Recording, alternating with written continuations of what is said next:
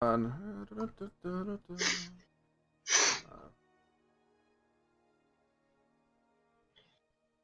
Good to go. All right. So All right, last so we let's left our stop talking about anal. Anyway, last we left our adventures, that one key line right there, quote end quote, and shut up, Gavin. all right. Anyways, so y'all have just conquered the swamp, where y'all took over the castle, and then was attacked by a black dragon, and dragon ran away.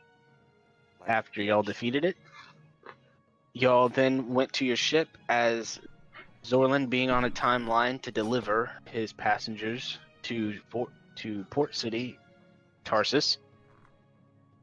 Y'all have now gone 2 weeks on your ship through a voyage. Some of it rough, but it's been clear sailing so far. You met another pirate by the name of Gregor, and through some very lucky rolls and some sleight of hand, was able to beat him in a skillful game of bones and dice, where he was prized with a pair of glasses that he then gave to a Lauren. These glasses was found out to be glasses of comprehending, which allows Lauren to read any written language within 5 feet of her.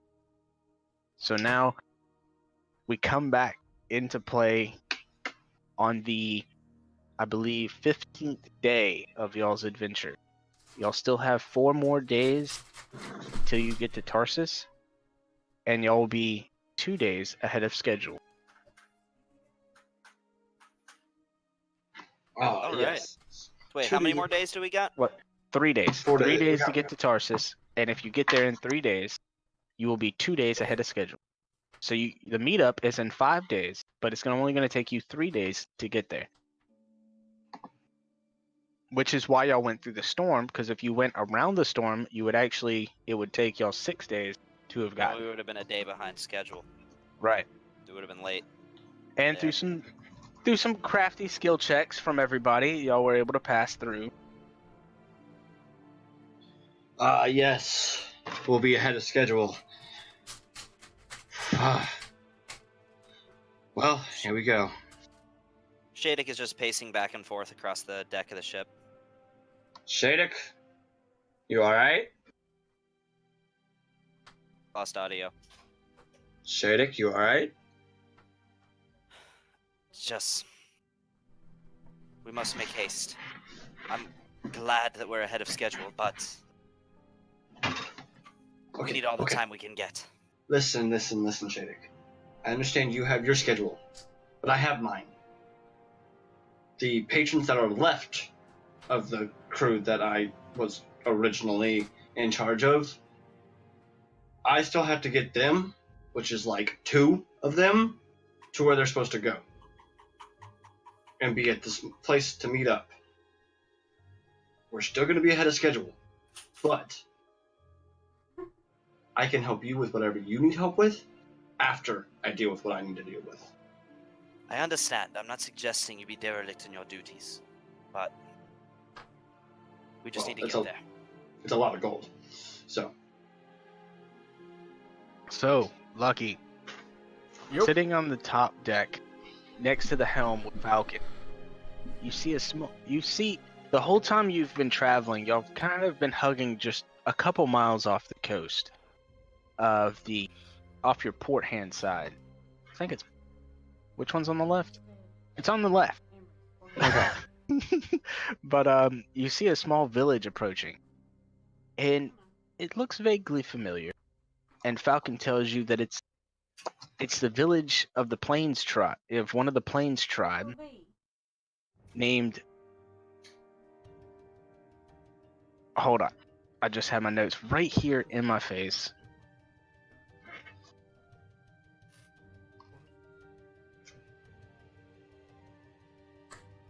It's called. I'm sorry, guys. I just had my notes up. I had like 5 pages of Word open in front of me. You're good.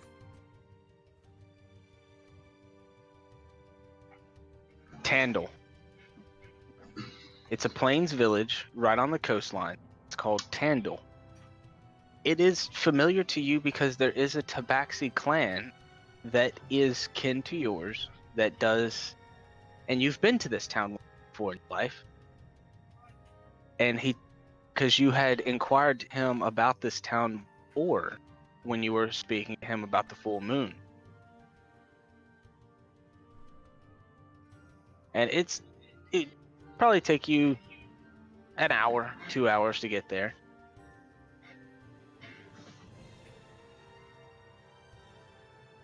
Okay. That's for between Lucky and Falcon talking. Would I know anything about this town? Have even heard No. about it in rumors or any information at all? I'm just or gonna have go I ahead even and heard the say, name of it before? I'm just gonna go ahead and say no. Because it's a small Tabaxi village. And So the name of this place wouldn't be like common knowledge. no, not Okay. unless you lived in the region. Okay. Would I know it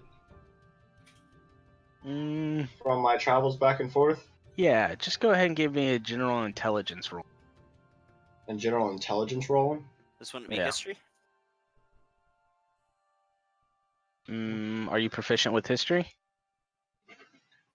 No. Yeah, so then it's just general intelligence. He has no proficiency in history, so even if I ask Okay, for it. so it wouldn't matter then, yeah. Yeah. No, No. you've never heard of this place before. Just another fishing village on the side of the lake. Gotcha. So I want to walk up to Lucky. And I'm just gonna say, so Lucky, I've been traveling with you this number of weeks, and yet I still, and I apologize for this, have not really made any attempt to acquaint myself with you. That's Tell me a alright. bit about yourself. Real quick, Lucky, Mm-hmm. do you want before Shadeake walks up, is there anything you want to say to Falcon while he's manning the helm? I'll just point out the town. Hey Falcon, you know Tandle, don't you? I do. Yeah. You think it'd be worthwhile to stop by there on the way? Seems we're running ahead of schedule. I think we could stop for a night. Pick up some meats. Eating fish for the past 2 weeks. Oh, there's definitely gonna be fresh meat over there. That's We're not Tabaxi land. stopping. Yeah, I think we could stop for a night. We're not Be- stopping. Be okay to stretch our legs. and- Wink, wink. DM giving a hint. Wink, wink. I know. Really, Falcon? We gotta stop. Well, look, Captain, we've been eating nothing but fish, and whatever the hell that warrior-looking guy's been making excuse for bread. I hear For it's the called past walking 2 bread weeks. because you can walk on it and you can still eat it. All right, I think, Yeah. I think fine. he tells it better, but yes, something like that. No, you can. he said- It's walking bread because you can eat it and walk with it. That's why it's No. called walking bread. No. Surge says you can walk and eat it at the same time while someone's walking on it. Yes, he tells it better. Anyways, that's fine. I Lucky. guess we can stop, but I swear, one night and we're gone.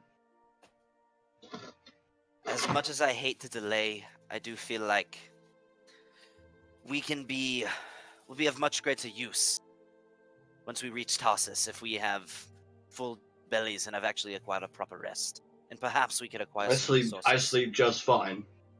So I understand and I do as well, but we cannot be too fresh for this. All right. We're 2 days ahead of schedule, right, Falcon? yes, One night. That's it, and then we're gone. my thoughts Yep. exactly. If we stay any longer, whoever stays, I'm leaving them on my ship and I'm gone. Has everyone You'll find understood? no argument from me, Zorlan. Cool. One night. Falcon, change course. Lower the flag. Somebody. He definitely flies. He looks over to you. He's like, Captain, I'll get the flag if you take the helm. Port us in. It'll take us a got couple us. hours to get there, so we got time. Alright, that's fine. You take the flag and I'll put us in, and we'll get there and do what we gotta do. Hold on. Yeah. Pizza's ready. Alright, I'll be right back, guys. All right. All right. So what are y'all doing? Well, I he's just wanted to talk to Lucky. manning the helm. Okay, yeah, go ahead. That I've been traveling you for this number of weeks, and have not really made any attempt to acquaint myself with you, and I do apologize for that. That's alright. We've had a lot going on. So tell me, where are you from, Lucky? I'm from Summerfell. Come from, Crown City. What's that? I'm from Crown City, city in Mina. You mean North Mina? Yes, North Mina. Hey, let me ask you something right quick. Why is it that the Mennonites don't really seem to like you very much? The what? The Mennonites. People from Mina. Menans is the term that we go by, but I took a swing. I kind of like Mennonites better. Menans is typically the noun that you would use to refer to us. Anyway. Alright, the Mennonites. Why do they not like you? You're a funny guy, Lucky. I was involved. Let's say I was coerced into helping a cause that I did not support. As you know, I believe has been mentioned to you. South Mina, in a rather military manner, conquered the North. Yeah? So what was your play in that as the royal court physician? Well, there was a medication, at least that was the guise they went behind. My father was sick, and they allegedly needed my help developing this medication. They also, because of my knowledge in weapons crafting, simply asked me to assist in the fortification. I saw nothing fishy about this, so if it meant that I could help my father, I was willing. I would have been willing to do anything. However, they had no intentions of helping him, and I was held there, against my will, developing weapons for them. These weapons were used to conquer the North. I eventually escaped, thanks to, in secret, building these, and I kind of motioned towards my gun. Is it typical that a medicine man knows how to build weapons? I'm a man of many talents, and medicine, as well as weapons crafting, are two of the skills that I have picked up along the years.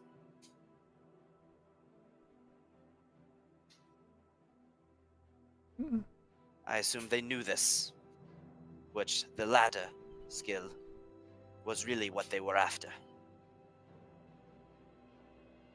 Shader, can I ask you something? You don't seem like a violent person. Why would you get into building weapons? Because I am a patriot. I initially learned how, because I felt like I could do my part to better protect my nation. I suppose it's a bit of irony that my own actions played a part in my nation's downfall. Everyone makes mistakes. It's about what you do afterward that really matters. I agree, and I am trying to make amends. I carry around a lot of guilt for the part that I played, and I acknowledge it is largely my fault for my predicament, for the fact that my family is in danger, but I will protect them. I will do everything I can. I will give my life if I must. But in order for them to be safe, my nation must be saved as well. I would be lying if I said that that wasn't a large part of my motivation for continuing onwards with my path. So, what do you want to do when we get to Tarsus? We need to save the prince. First, we need information. I cannot effectively come up with a plan if I do not know exactly what we are dealing with and the major characters at play, the first thing we need is information. I have faith that once enough information is gathered, a course will lay itself before us. I don't quite understand. What does the prince have to do with your family? Because if he is captured, we have irreparably lost. My nation will never be free.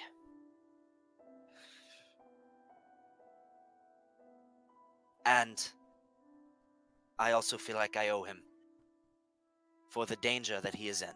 The danger that he faces is largely in part, at least I believe, to my actions. And I must make it right. So I'm kind of gonna metagame for a little bit and say that Surge is there as well, Okay. listening. And Okay. Surge will tell you, well, the safest place right now is at Tarsus. Long ago, the prince's great-grandfather signed a treaty with the Council of Tarsus that if northern Mina was ever conquered by an occupying force, the heirs of the throne of Mina will seek sanctum in Tarsus. So that is what has happened. Tarsus is held up there into the bargain, and he probably sits in some of the most lavishing housing that they possibly have. But he's safe right now. Surge. But you know the South will stop at nothing to get to him. And I believe, Yeah. given enough time, and without obstacle, they will find a way.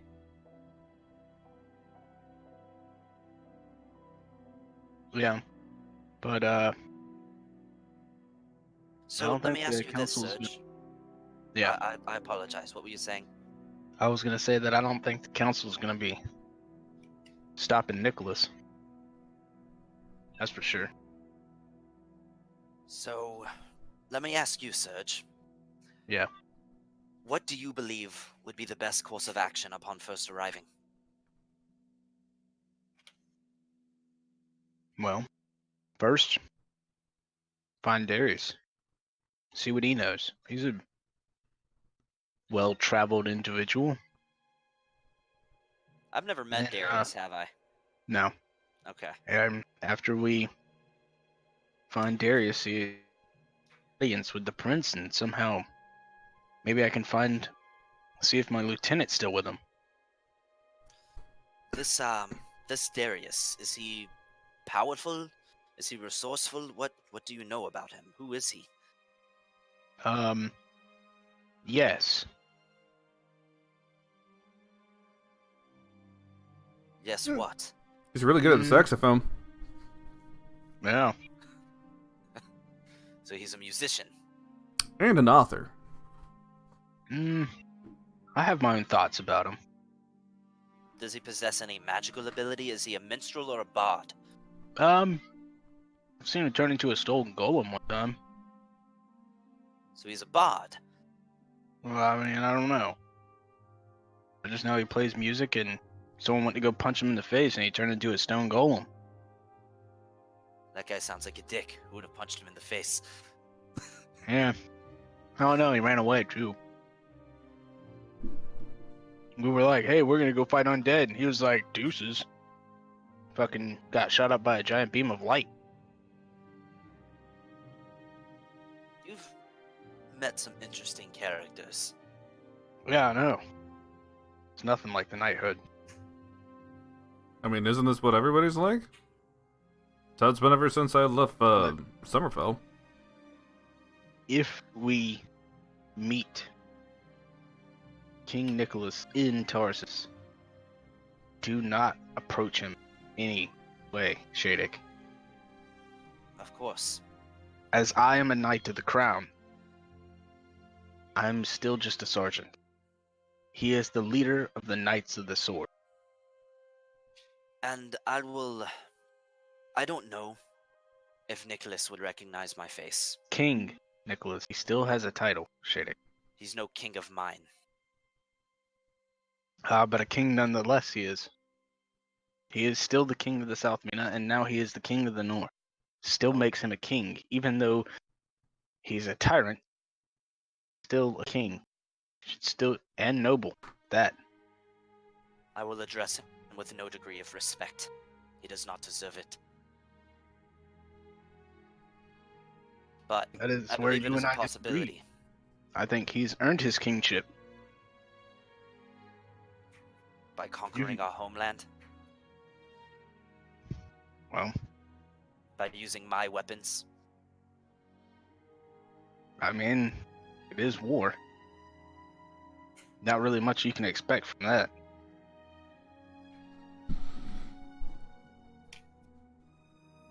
I do not know if But I you just would know, recognize my face. that I've seen him fight.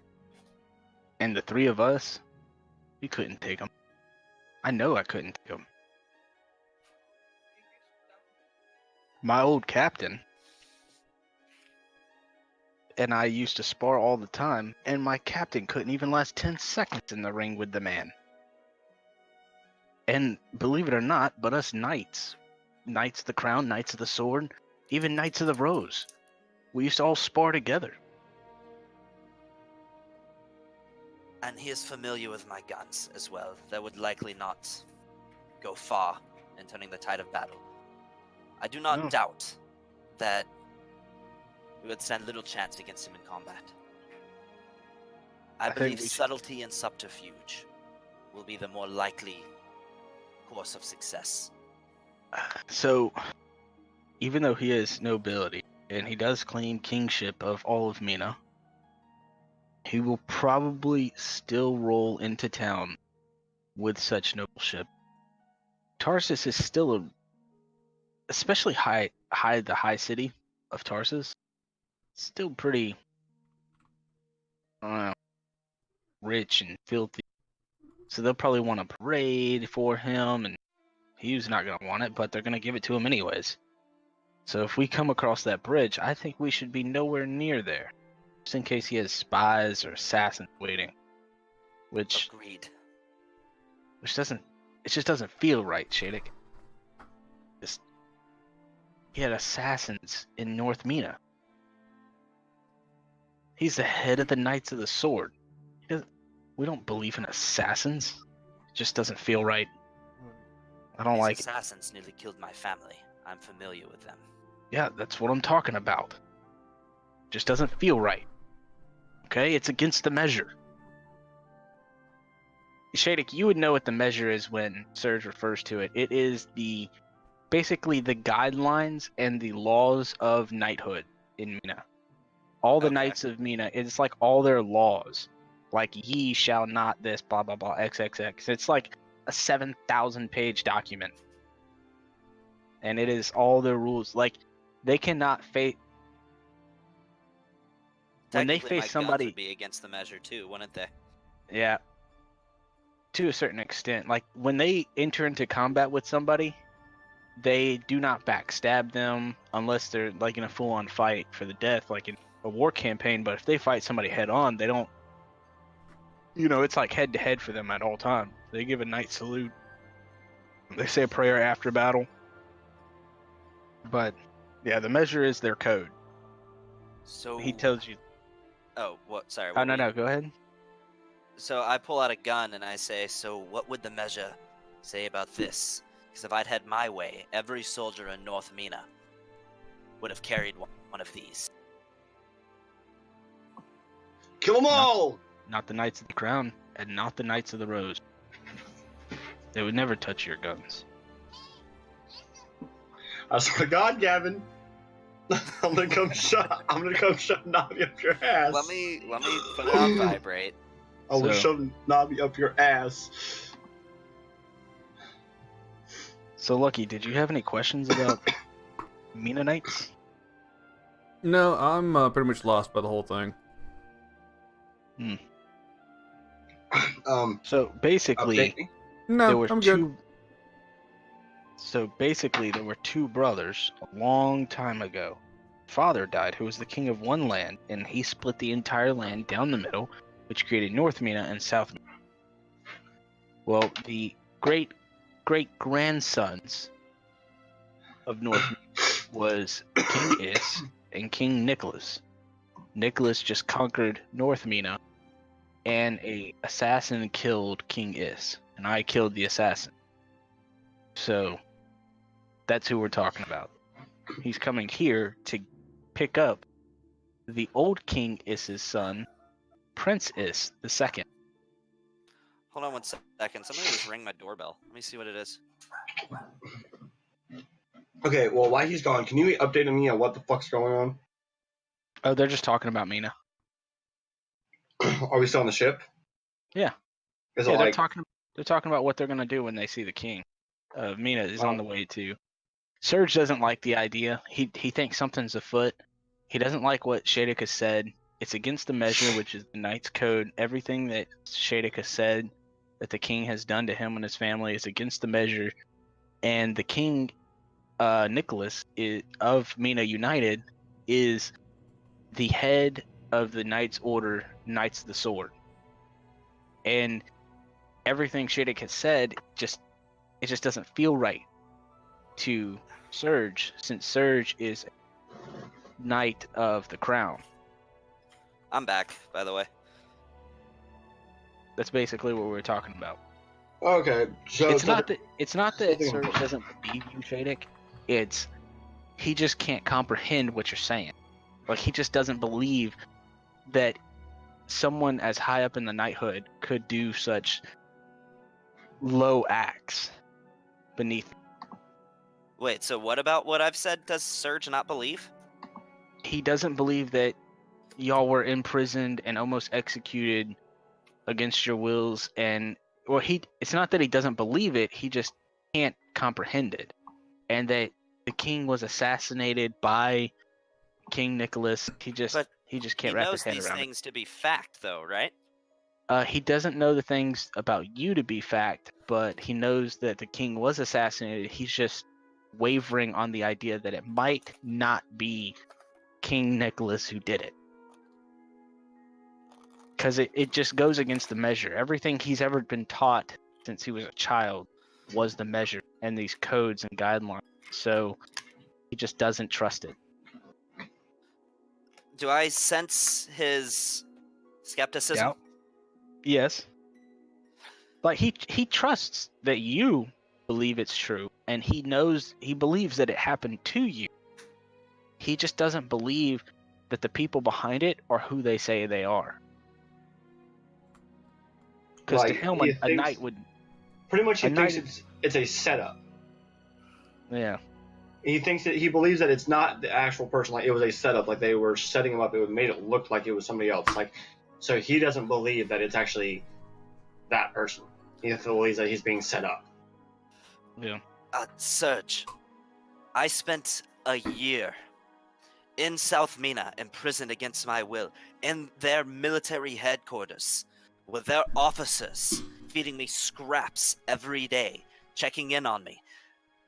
I was treated like cattle.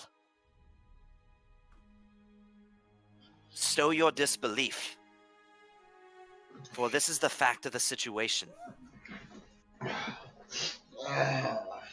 Y'all are arguing over something that happened. Whether it's true, whether it's right, whether it's wrong, whether he did this or they did that. You got fed. You had somewhere to live, even though it was prison. I've been there, done that. You've been wronged. That's understandable. You're trying to make shit right. That's understandable as well. But you have to realize the city that we're about to go into, this is my home. This is where I am from. And Shadok, you start going and causing issues or problems, I will put you down real quick. I am not a fool. I know how to conduct myself diplomatically. I never said you were a fool, did I? No.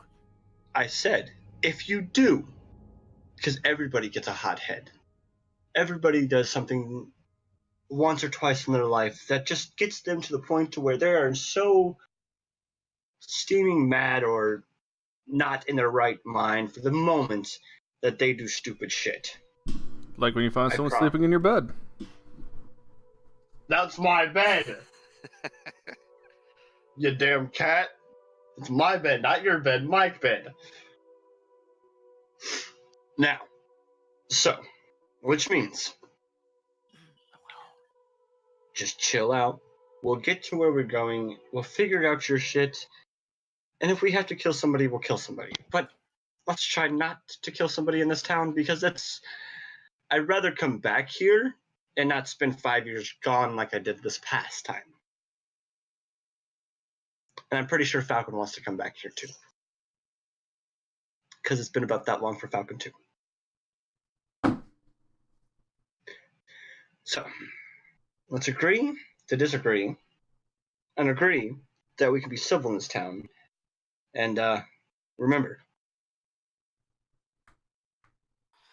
I will cause no more issues than must be caused to ensure my prince's safety. But trust me, my wits will be about me. we can worry about safety of people when we get there. But like I said, we cannot remember. We're not supposed to have weapons in this city. Which means if we have weapons in this city and we get caught with them, we get put in the prison. And I really don't feel like having to pick my way out of that again. Because this time, there will be no issues. If I get caught this time, and they take my hat, and they find out who really is in town, my ship will be, not my ship anymore. I'll have to steal another one. And I've gone quite fond of this ship. But if we have to steal another ship, we're stealing a bigger one. Like a really bigger one. We should probably do that anyways. Agreed? Agreed. Okay. All right. Right, Falcon? Steal a bigger ship? Sure. We are However- pirateers, right? Pirateers. Pirateers. All right. Anyways, so yeah.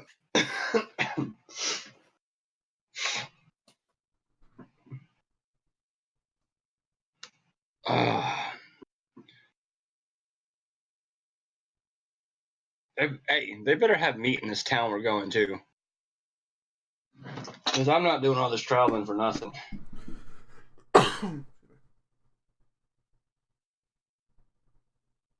It better not be All right. fish. So Falcon swoops down as y'all get closer to the dock, and it's a town a little bit bigger than the village. The last fishing village y'all went to was just a bunch of huts, tents. This one actually has buildings. They're still made of clay and wood, but you see some 2-story buildings and single-story buildings.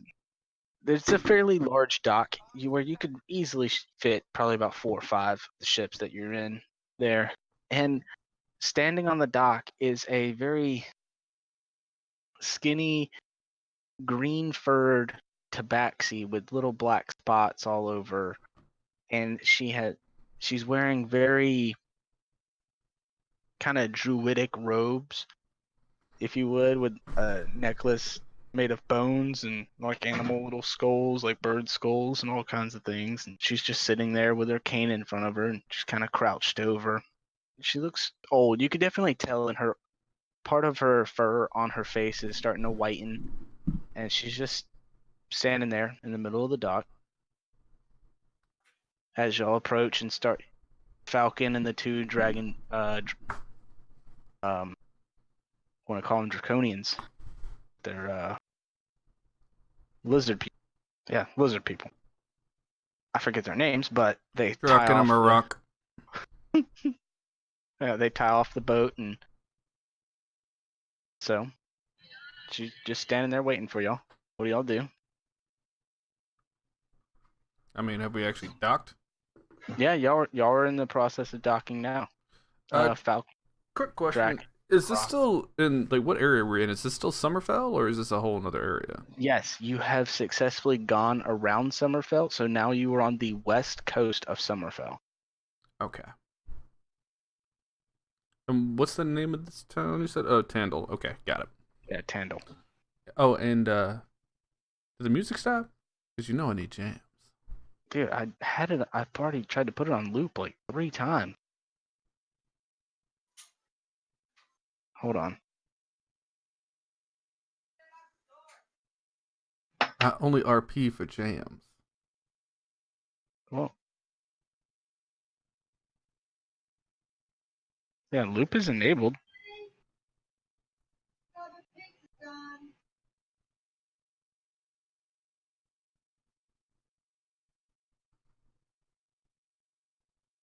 Damn it.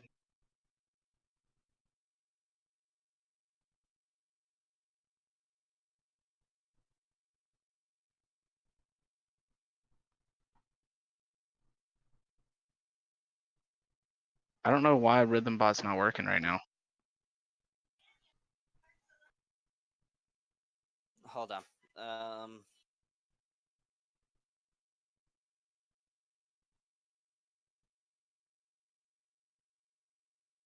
I mean, let me turn the volume on it like all the way up. See if it's here. Just click to just type in play skip, and then do another song. Oh, that works. Yeah, that works.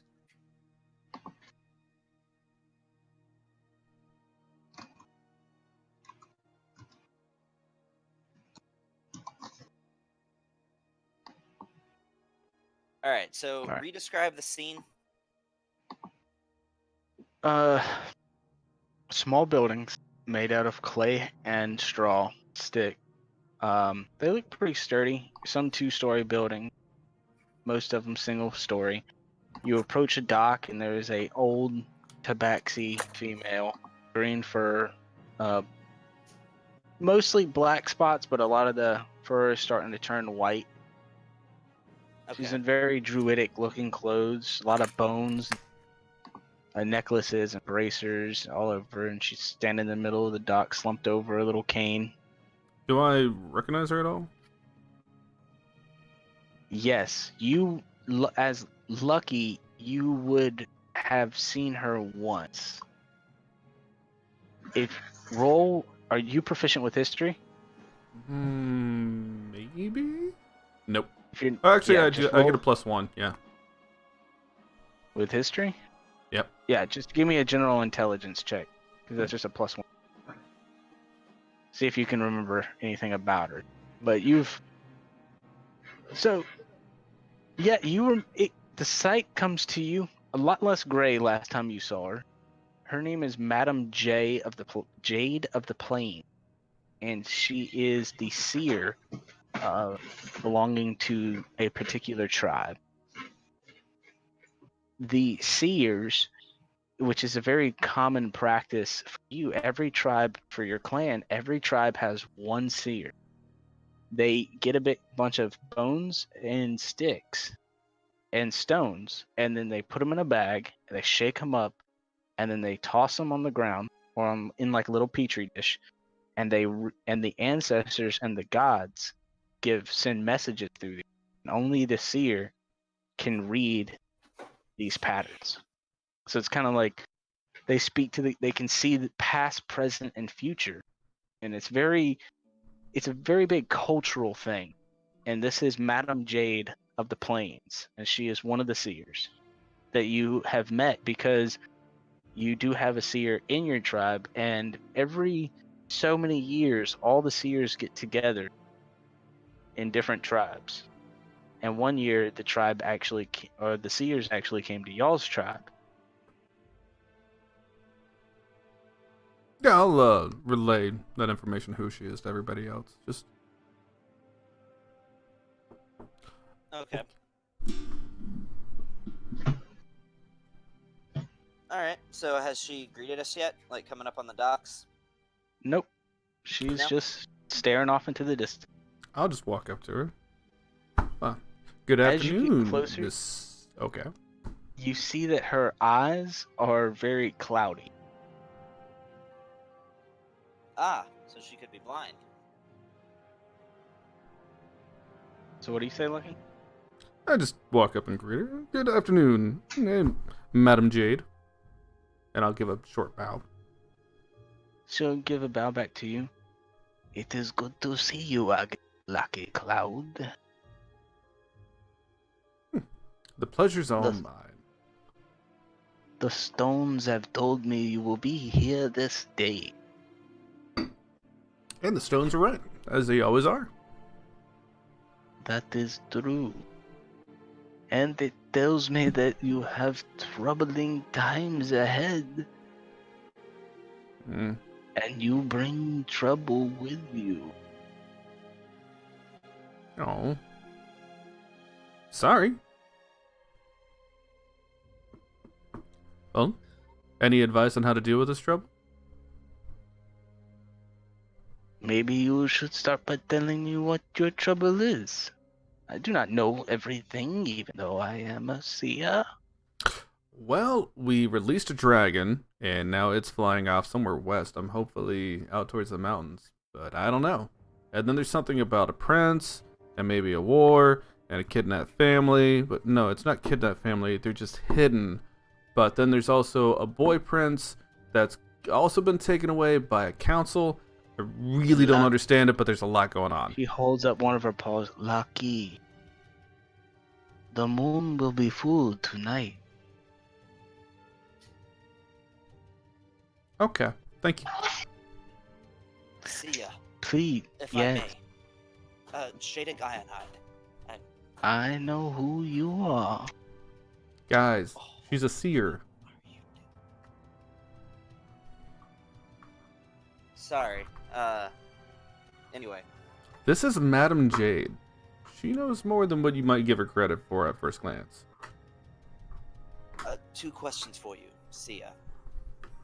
Madam Jade? You sense troubling times. What gave you that impression?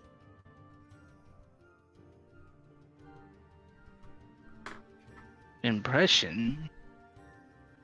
I do not sense things. I am told things.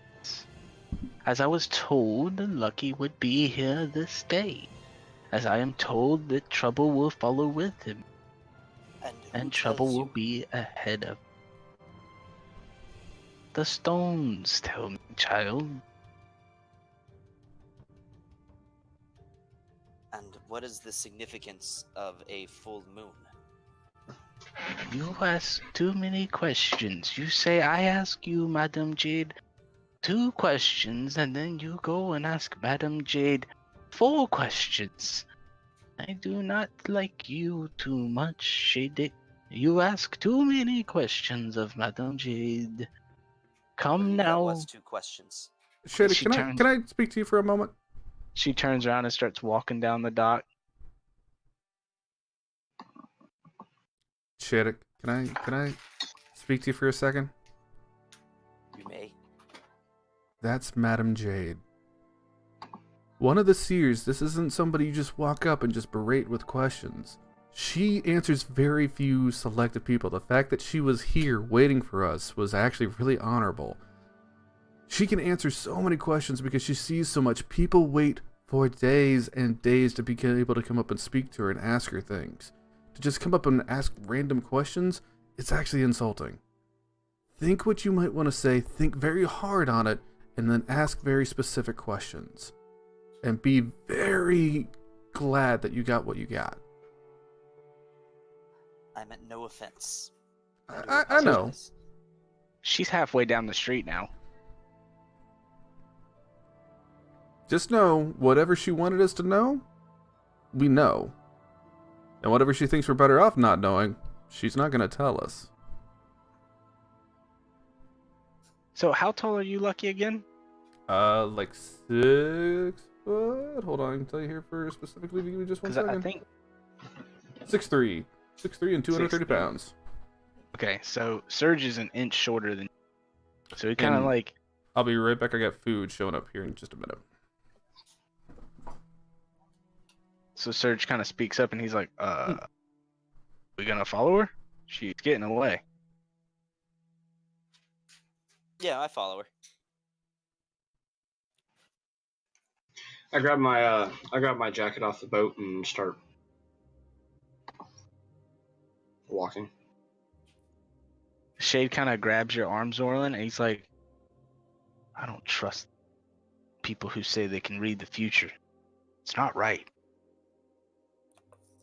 You mean Surge grabs his arm? You said Shady. Oh, yeah. Surge grabs.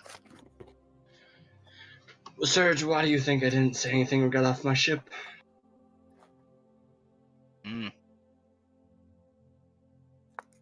I don't. This is not exactly for. We're about to enter a very place that I don't exactly trust. So. But we're gonna have to be nice. We're gonna have to smile a little bit. And do what we have to do. The quicker we're in, the quicker we're out. I'm just here for the meat. I'm gonna go with the group. I'm gonna go with Shadik and Lucky with this seer. You and Falcon gonna be alright to go get food? Yeah, we can go get food. That's not a problem. Just let me know what the seer says. Yeah, I'll let you know. Thanks. Yeah, so I guess me and Falcon are gonna go off and just kind of like gather up some food and some more supplies. I'm going with Lucky.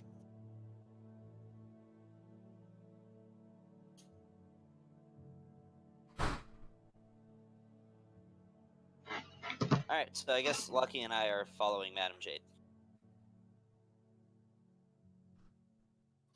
Hey, I'm gonna go get a beer. I'll be right back while Sean's gone. Oh, I didn't realize Sean was gone. Okay. Yeah, Yeah. Sean's gone. He went to go get his food that was being delivered. I'll be right back. Yep. Well, since I'm pretty much going to get food and not in this conversation, I'll be back.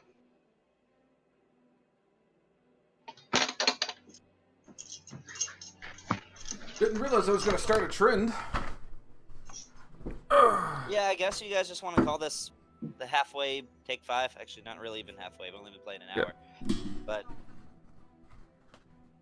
Not even. We're 47 minutes in.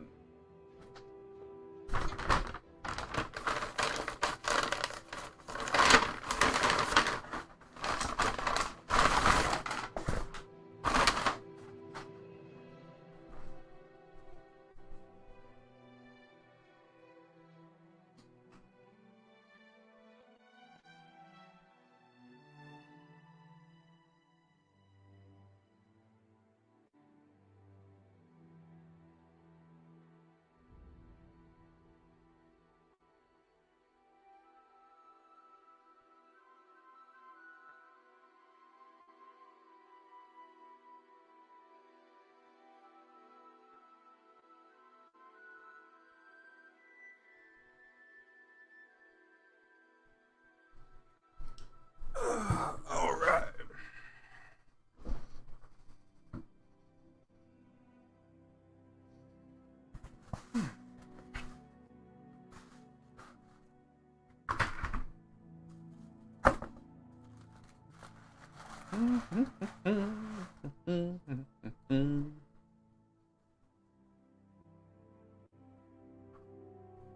Alright, I'm back.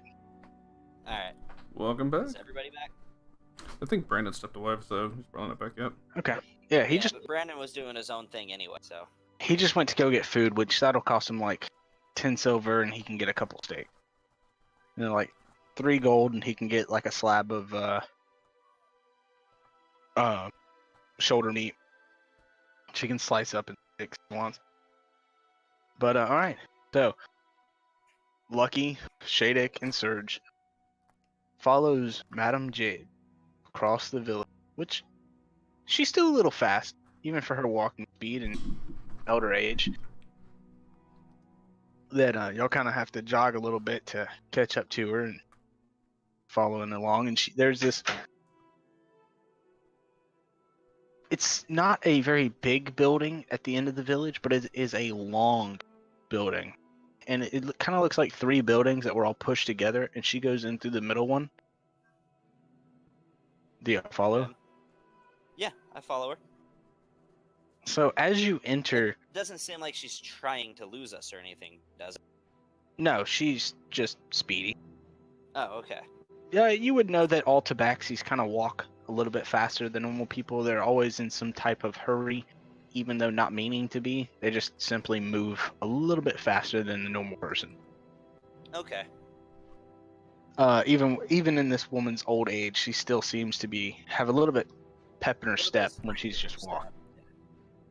So as you enter in, you see the shape of the room is a giant octagon, and there is two doors with looks like kind of like beads or bamboo sticks as for like curtains across the two doorways on the far right side. The room is an octagon, and in the middle is a little fire pit. There's many pillows and blankets, tapestry on the walls, curtains all over the place, different animal skulls decorating the place. The ceiling is sticks that are shaped in a way that they constantly overlap each other, making a circle effect where there's a hole about a 2-foot diameter at the top. So all the smoke goes up through this little hole. And she goes across the fire and sits down. And there's a small little brazier in front of her in the middle of the room. And to her right, she has where lucky to you, it would be the petri dish that I spoke about. It's about a foot in diameter, and it's real deep shallot, or it's real deep. It's about 3 to 4 inches deep dish. And that is that you would normally see a seer cast her stones and bone to read. And she sits down in her rightful place. Come, sit beside Madam J. Oh yeah, I'll go sit next to her. I said a comfortable distance away, but I follow her request, and I'm gonna just look at her and say, "By the way, Madam Jade, sometimes I can let my curiosity get the best of me, and I hope you did not mistake it for disrespect. You have my sincerest apology." 'Tis okay. I know a dwarf when I see one.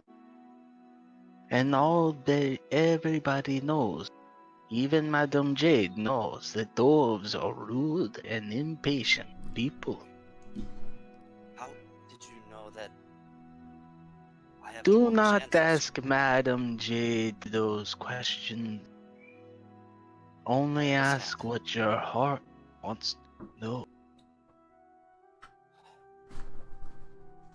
At But this before point, we get to you, Madame Jade must be too lucky. I Yes, understand. Madam Would Jade? you prefer if I step away, or may I maintain your company? So she turns to Lucky while you're still talking, so she kind of has effectively like cut you off of her conversation, Okay. and you just feel like this presence of she like it's an elder person, and they just completely turned away from you. Kind of, I don't know how you want to interpret that as a feeling, but didn't even make a hand motion to you, just kind of turned away from you in the middle of you talking. Okay. Lucky, I'll take that as it's an okay. the stones have told me that you feel troubled. So trouble. You have spoken to the gods, and the gods did not speak back. But the gods want me to tell you that they think that you are on the right path. But tonight, you must try again. Okay. Can I ask you a favor, madam?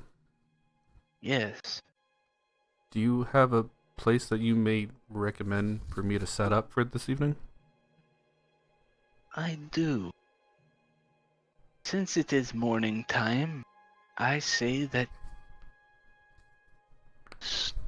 it will take you, go to the forest to the north.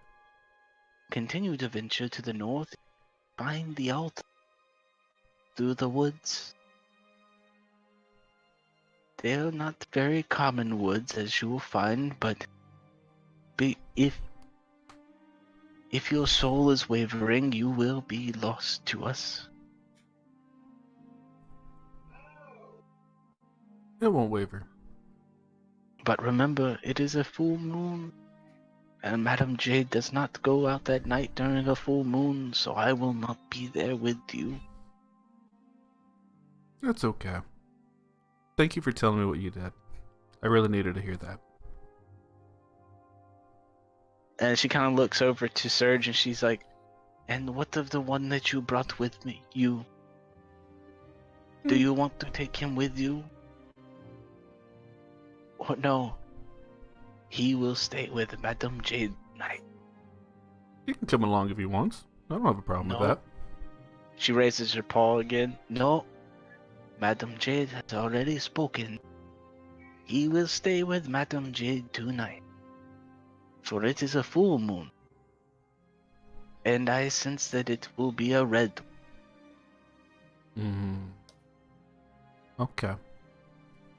Do I take it that Madame Jade would be irritated if I were to just say a short sentence at this time? Is she kind of giving me like, yeah, shut the hell up kind of vibe? No, but you No. can go ahead and ask. Madame Jade, if at all possible, I would like to assist Lucky in any way I can. This is something Lucky must do on his own. He must go speak with his ancestors. He must go to the altar and ask for their blessing.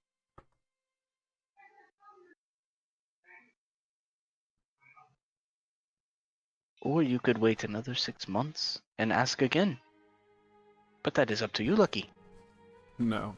I'm Kinda not going to wait perks 6 up, months. laughs a little bit.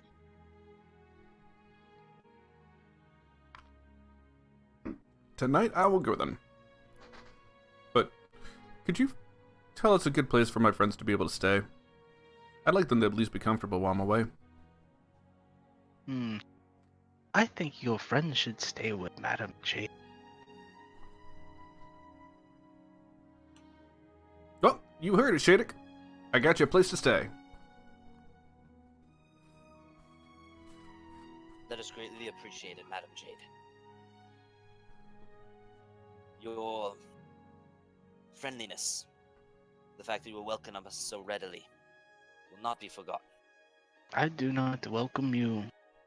The stones tell me to. Like I said, everybody, even Madame Jade, know that dwarves are rude. And Madame Jade, if it was her way, she would not have dwarves in her home. Madam Jade. What? They are rude. He did not even wipe his shoes when he came in. Shadek, did you not wipe your shoes? It was not intentional, I forgot. The floor is dirt, by the way. I am familiar with the customs of my ancestors. However, as you can likely tell, my mother was a tiefling of human descent. I like to think that I have gained some of their customs as well. That does not make any sense to Madame Jade. But you may. Would you like your fortune read for you, young one? If it would be amiable to you, absolutely. Hey, I'm gonna saddle up right next to Shadek. Whenever you need to say thank you, put your finger in your mouth. Insight check. Yeah, go ahead. You've seen me do your customs. This is how we do things here. Is he being legit? Or do I feel like he's being legit? I don't know. Are you? Well, wouldn't he have to roll against mine if he was not being No. legit? Lucky, are you being legit or what? Are you trying to be deceptive? Yeah, you believe him, man. Alright. seemed- Doesn't you've even seen matter him- whether he's supposed to or not. You've seen him perform stranger rituals. Okay. If you insist. I like to think I can be somewhat culturally sensitive. Sure.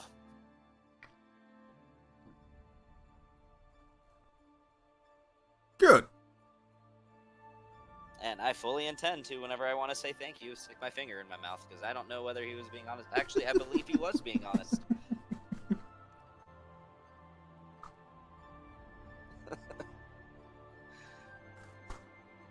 All right. So, okay. Well, I wish you the best of luck. And lucky, we were interrupted when we attempted to get to know one another on the ship. I thought you wanted to have your fortune read. You looked like you were about to depart. No, I just whispered that in your ear as she was saying, reading your fortune. If you'd like to, Oh, right. she's definitely the person to go to for it. I would value this.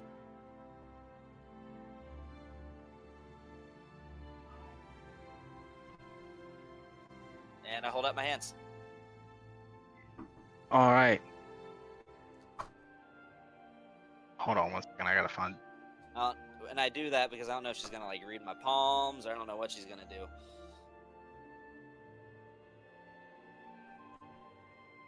So you see her pick up her little bag, and she kind of shakes it, and then in one motion just dumps it over into her little dish, and she peers over. Ah, yes. I see. Madam Jade is worried for you. And she kind of just stares at you. What worries you? Well, you asked Madam Jade to read your fortune. Madam Jade has read your fortune. Madam Jade, earlier you said the questions that must be asked are the questions that come from the heart. Madam Jade knows this. Madam Jade said this. So there's one question that is the most important to me over anything. How can I keep my family safe?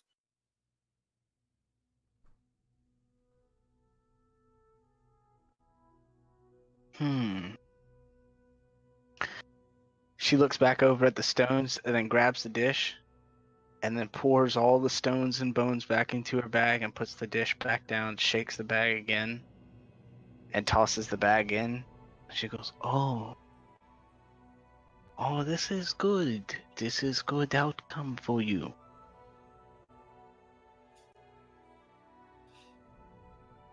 The stones say that you must do what you need to do, but also not what you want to do. What you see and what you hear is not the same as what you feel.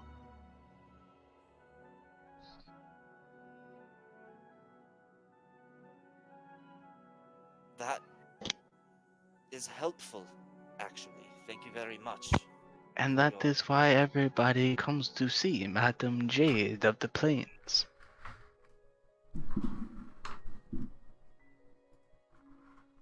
I will trust the information that is presented to me. I will follow what's I feel in here, and I point to my head. Even if it's contrary to what I feel in here, and I point to my chest. No, you have backwards. Madam Jade told you to feel, not to see and hear.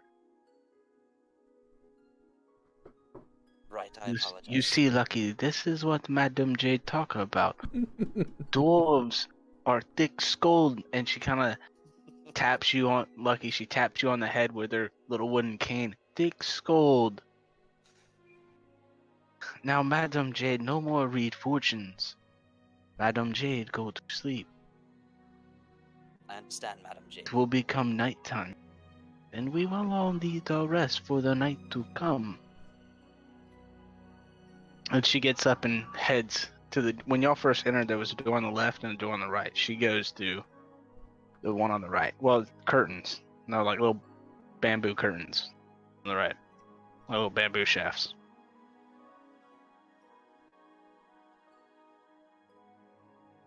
Well, I'd say that was a productive conversation. I believe so as well. I was skeptical of the delay, but I do believe this stop has been most productive. Yep. So lucky. Mm-hmm. Excuse me. So, you have to reach the altar before midnight. When do you want to head out and find the... Well, I do want to check the town for something first. Okay. I want to see if I can find somebody that I would know was good with crafting hunting tools, or hunting weapons and all that, to see if I can have somebody work on the iron bow, or ironwood branch, and turn it into a bow while we're here. Okay.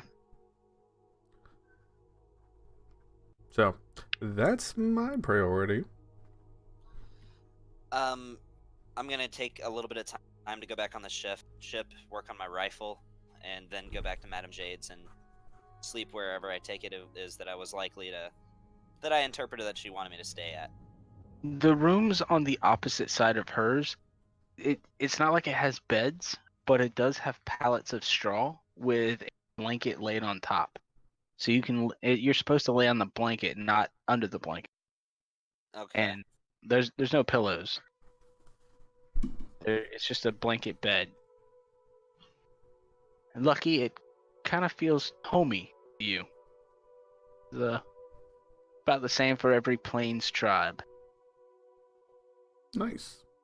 They want to sleep as close to the earth, but not in the mud. Catch my feeling. Still to a point where everybody wants to... You know what I mean? Kind of broke up there. Still to a point that everybody... Wants to be clean. Gotcha. Yeah. Alright, so... Lucky, traveling around the town... I'm not going to make you roll an investigation.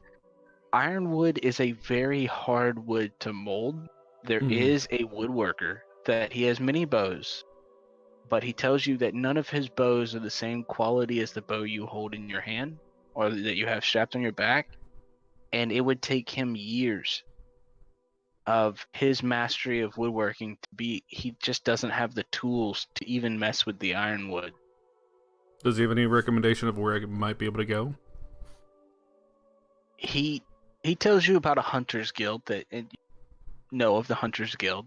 Mm-hmm. He says that they have woodworkers that are far beyond his scope of field, and it would be best to seek them out in the human land, which most Tabaxi clans refer to everyone that's not of animal form, like animal being, as human, like dwarves, short human, gnomes, tiny humans, All humans look elves, alike. tall humans. So, that's just like, and yeah, a lot of tieflings, they call them horny human. Do they really? Oh, huh. Well. Hey, go take your finger out of your mouth. Oh, and by the way, after I was done talking to her, I definitely stuck my finger in my mouth. Well, she's blind. But she Oh, didn't. okay.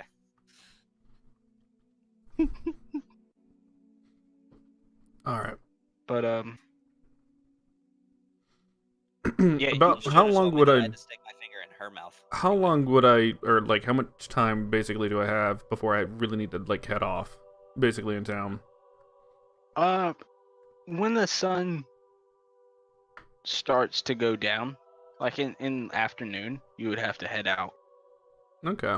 I would just do a Because- quick run through the town, try and Yeah, find because any she said hunting. it'll take you 6 hours to head north to the Oh. altar. I thought you said 2. Did I say 2 or 6? I thought you said 2. Unless I misheard that. It's possible. I'm not out.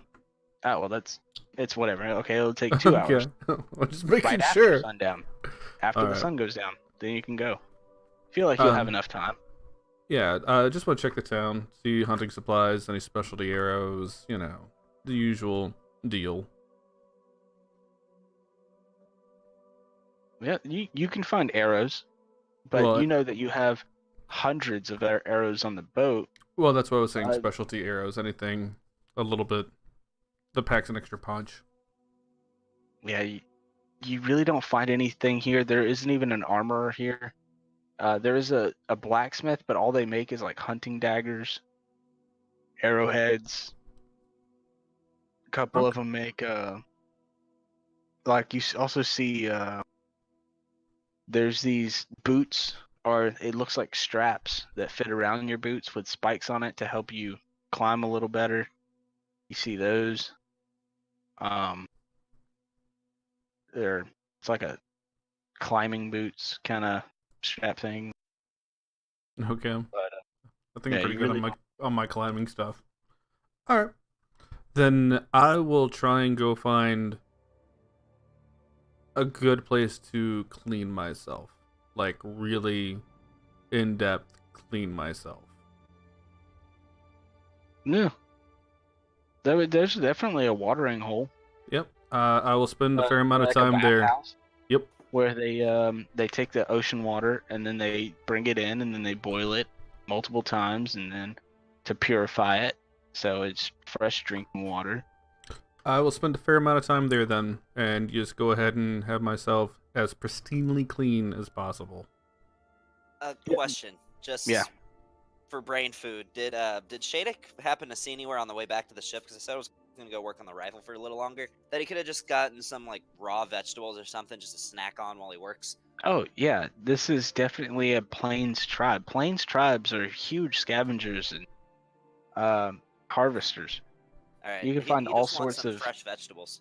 That's all he wants. yeah. You can find all sorts of everything from like berries to cabbages, carrots, potatoes, anything that's grown in the ground He's gonna grab and some berries and some carrots. plants. Yeah, How much did that run me? a gold. Gold. Yeah, Oh wait, I think I have. Never mind. I don't think that's an issue. Yeah, sure. Yeah, However much I can get for a gold. one gold piece will get you a pound of, or it'll get you 3 pounds of vegetables. And He's do you looking want for any a snack. fruits Here's with it? 3 pounds of vegetables. A pound of vegetables, you said? 3 pounds of vegetables, mixed veggies, 3 Okay. pounds. And you want any fruit? Yeah, he does. How much fruit do you want? Just a good little pouch full of some berries. All right, so you have 2 pounds of mixed berries. It's a big pouch. Okay. For a gold. All right, so you got 3 pounds of mixed vegetables and 2 pounds of mixed berries. All right, All right. and he's just gonna snack on those while he works. All right, so Lucky, are you going out? Mm-hmm. Yeah, after I'm sufficiently clean, I'll go ahead and head on out. All right, so the sun has gone down. Shadek, when the sun goes down, you're going back to Madame Jade, right? Yes. All right. So Lucky, you get to, as you travel north of the village, about 30 minutes away from the village in a walk, you see a forest.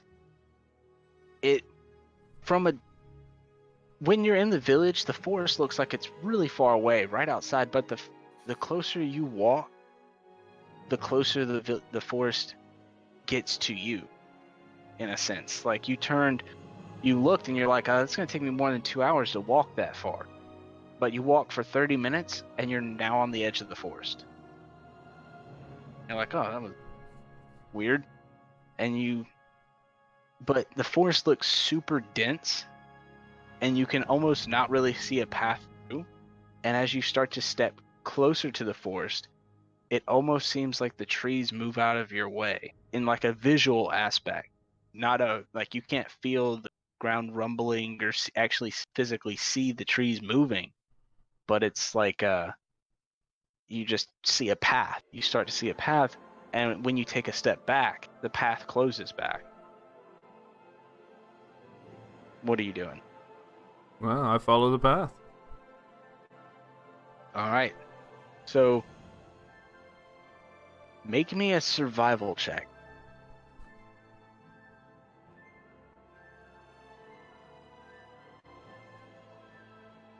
Oh, luck point for that one.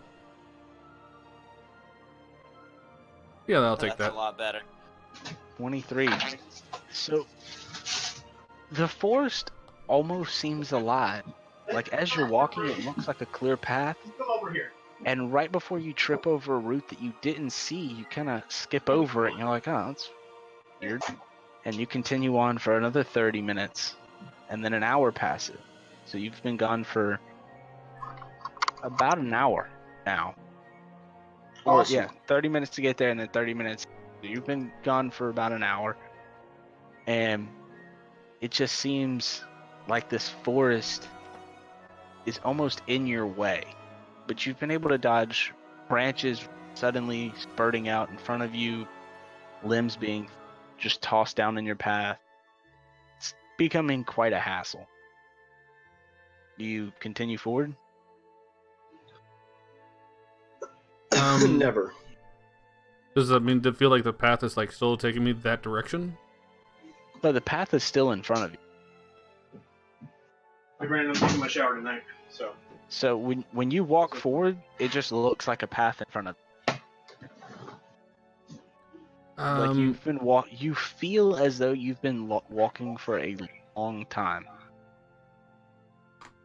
Just something inside your head tells you that you've only been it couldn't have been longer than an hour since you left the town, but you feel as though you've been walking for an extremely long time. I mean, I've been traveling for an hour. Is there any animals or anything around in the forest at all?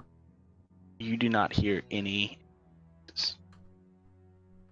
Do I see any other deviation from the path? Anything else that like might be a roundabout way? Make a perception check.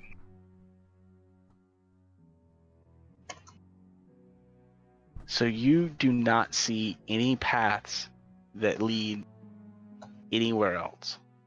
Just the path ahead of you. Yeah, then I'll keep on the path ahead of me. So, traveling for what feels like another 30 minutes, you finally come to a what? a fork in the road. It is a 3-pointed fork. A left, a right, and straight ahead of you. I want you to make another survival check.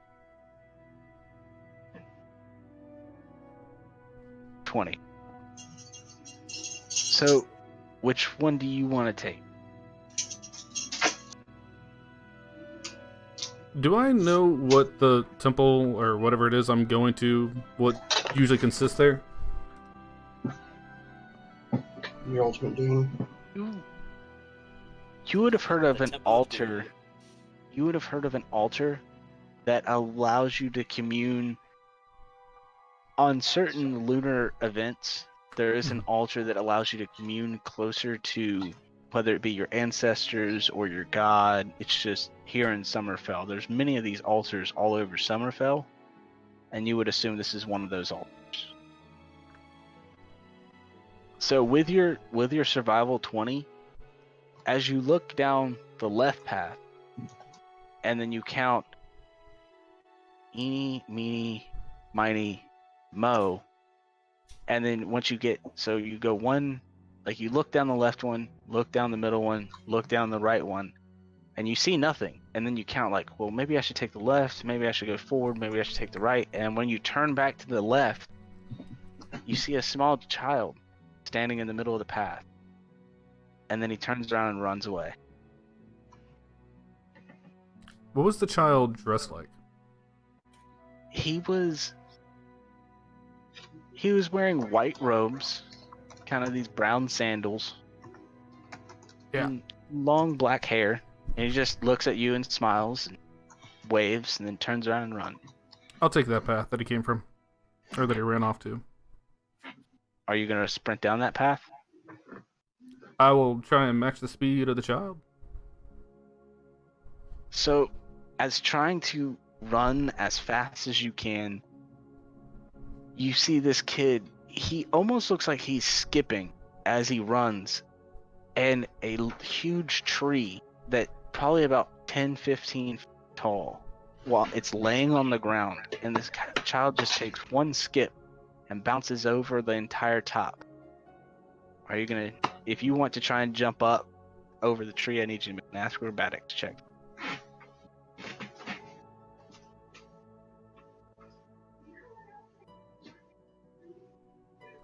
So you run to go and jump up, and you only get about 10 feet up. It's about another 5 feet, so you gotta climb the rest of the way. Kind of slows you down, and when you land on the other side, you hear a child's voice. Come on, Lucky, you're too slow. And you see the child way off into the distance, continues to run away. Yeah, still gonna follow after him. So eventually, after chasing this child, and many times have you seen him do slide under tree branches and around through the forest, make bends and curves, and you've done your best to do the same and continue to follow him.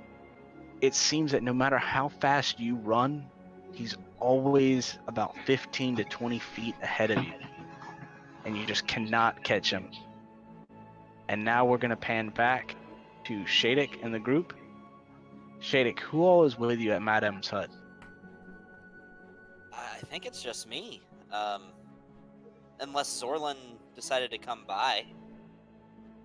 I'm pretty sure Zorlin would have come by after collecting food. Okay. All right, then I So- guess I mean, if it would only be Zorlin if he's there, I would think. So I don't know who else would be there. it's nighttime, Zorlin. Lucky just left. It's been about 30 minutes since Lucky left.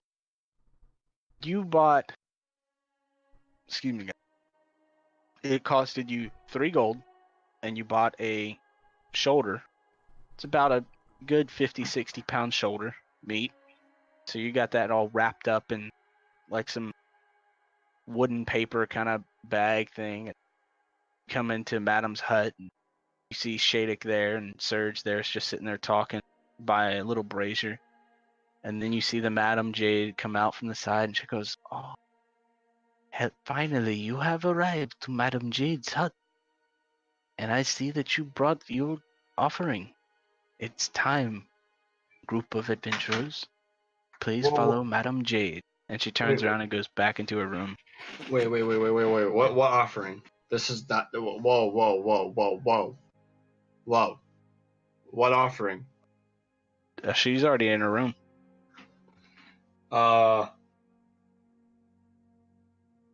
Just roll with it, Zorlin. If I must, I'll give up some of the vegetables I just recently acquired. I'm not worried about it. It was 3 gold. I got more than that. Is Falcon with me? No, he stayed on the ship. Okay. I'm gonna write a note in Thieves' Cant and put it outside on the door in case he goes by, telling him to grab more It's food. not an actual door. Think of like bead curtains, but with bamboo shoots Okay, instead. outside on the wall of the hut. I don't care. I'm pinning a note for him that states, "Buy more food." Apparently, what we got was offering. In Thieves' Cant. And guess I'm going into the room. All right. So you enter into the room, and this room looks like it is a lot bigger than what you saw on the outside. This is a massive room, and it's not ornate in any way. There is 3 sheets. There's 3 of the same blanket beds with hay, with a pile of hay underneath, and then a blanket on top in front of y'all in the middle of the room. And over to the side, there is a large tree growing right in the corner of the room. And there is chains all around the base of the tree. I look over at Shade and go, "I'm not drinking anything at all." Just Nope. keep an open mind. There's chains on the tree? Like, what kind of witchcraft? Like, this is, See, this is why I don't come to these towns. See, this is why I don't do this. Because witchy fucked up bullshit comes happening, and then somebody gets fucked up, and somebody kills everybody else. That's what happens. I've heard stories. Madame Hard to Jade explain. wants Zorlin, to but I advise the trust- 2 of you You Yes. must trust Madam Jade. That's what I was just about to tell him. And you It's hard to must not explain, but I trust trust. you. You must not trust your friend in metal. Insight check. Yeah, go ahead. Friend Fucking. in metal. Yeah. Sarge. Me and Sarge had a long conversation before we even got off the ship. Insight. Yeah, if I could. 18. Yeah. Well, yeah, 'cause So- yours is a 22 and mine's a 19. Yeah. Do She's I not feel trying to be. She's not trying to be deceptive of any kind. She kind of talks in riddles a lot, so you kind of think this is a riddle, and she's telling you that you can't trust Surge. He's lying about something. Why wouldn't I trust Surge? Why wouldn't I trust my? I got this shit. Why not trust the man in metal? Are you asking Madam Jade, or are you asking the man in metal? I'm asking Madam Is he Jade. here? Yeah, he's standing right beside y'all. He's just like looking around, like, fuck. Surge, you got this. Trust me, buddy. And I kind of like pat his armor. Why should I not trust my friend here? I've sailed with him across the seas for a while. Tell me. But you have never spent a full moon with man in metal, have you? And then Surge, are you a werewolf? she walks over and Surge, are you a Pat- werewolf? she walks over and pats Surge on the shoulder. And she's like, "It will be all right. Surge? There is always a hard time in the first moon of your rebirth." And she So- points what- over to the tree. Surge, are you Surge? a werewolf? I don't know. Instantaneously, Zorlin's I going guess, to pull both. Zorlin's going to pull both his swords and go. Nah, it can't be him, and he's gonna put them back. I pull out a piece of silver from my money pouch, and I'm just gonna press it against his forehead. He's gonna slap at your hand and be like, "Fucking quit that!" And you actually have to like get up on your tiptoes because Surge is like a foot taller than. Yeah, I'm Shadek. 5'4". I don't know if you knew that Shadek was that short, but yeah, I'm 5'4". Yeah. Yeah, and Zorlin's 6 foot. Yeah. So Zorlin, Cloud, and Lucky are three. They're fucking giants to you, Shadek. They're all 6 foot. Surge is 6'1", Zorlin's 6 foot, Lucky's 6'3". By the way, when I walked into the tent, by the way, I did not look draconic at all. I looked human. Right. Well, she's blind, so And it probably doesn't matter with her anyway. She knew that I have dwarvish descent. Yeah, and she knew that you were bringing food. Apparently. And so And- Surge is sitting there, and he's like, "So, Madam Jade, what's with the tree and the chain?" She goes, "Those are for you. Go now, before the moon comes, and you rip your friends apart." And Surge just, okay. Well, I guess, Shadek, Surge. what do you think? So, okay, Surge, have you been bitten by a werewolf or any kind of wolf? Sometimes Well- they can appear to be just a large wolf. Well, you remember that guy that I was telling you about that was here before you? I remember. He Yeah, sounds like a strange fellow. Well, yeah, well, so me and him was on this bounty, right? Like there was a pack of wild, ravenous, giant wolves attacking a town, Yep, okay. and then Search, even search. bigger wolf. Like I'm a pretty big dude. Like I have gains. I lift weights, but this Search, wolf was bigger than me, like Search. twice the Did size. Did the wolf But it's hit you? okay, because I killed it. Well, not me. Ford killed it. He ran it through with his giant sword and like pinned it to the stone pillar, and it was all like, "Oh, I will come back." And then I was like, "No, you're not," and I cut off its head. Huh? Surge, were you Surge. bitten? Were you bitten or scratched? Oh, I definitely got bit, and then he kind of like moves part of his shirt, and you see this giant claw mark, like bite mark on his shoulder. Search. He's like, No yeah. offense. No offense. We're gonna Definitely. we're gonna change that tree. It's definitely a gnarly scar. Okay, Search. No offense. We're chaining you to the tree. All right. All right. I'm gonna just like kind of like put my hand on his shoulder and just kind of like walk with him to the tree. And I'm just gonna walk close behind him and say, "And Surge, once this is passed, we'll figure this out." Well, it's all right because I had a contract written up, right? And I went over the contract for control. Like I knew I was bit, and I knew it was going to happen. I talked to Lucky about it. He could vouch for me. Me and him had a long talk about it. So I had this contract written, right? And I spoke to this guy, right, a Daijin, and he said he could make me a full-blooded, where I would have control over all of my powers, and he could help me regain Mina with my own strength, make me strong. So I did. So I think I'm pretty much in control of it. How about we'll see if you're capable of carrying on a conversation? And How we'll about go we from change? there. How about we For change to the now, tree? Well, I agree. I hate it, but we should chain you to the tree. All right, so Yeah, you we're are chaining chaining to him the to the tree? It's not like we're gonna like force him into it. Like we're not like sitting there being assholes about it. We're just kind of He's not fighting. I mean, he's like, all yeah. right. We're just kind of And- like, hey, buddy, you know, it's that buddy that you're like you lock in a bedroom because he's too drunk to So- do anything. Yeah, it's one So of those. the things. manacles, there's 3 manacles on the tree. Madame Jade informs y'all that they're magically bound manacles. 1 goes around his neck, 2 go around his wrists, by his hand. And she tells you that if he is to increase in size, so shall the manacles. But because of the nature of the magic and the metal bound to them, even a full-blooded wolf will not be, or any type of beast can break the magic bonds or the manacles themselves. Okay. Question, tree- when I pressed the silver piece against his head, did it actually touch his head at any point? Yeah, it just didn't do anything. Okay. Well, all right. So I go and attach it around his neck and put the bolt in and lock it and take the other one of his cuffs and. There Lock is him no down? bolt. Oh, It's just- okay. It's just open. And and- close.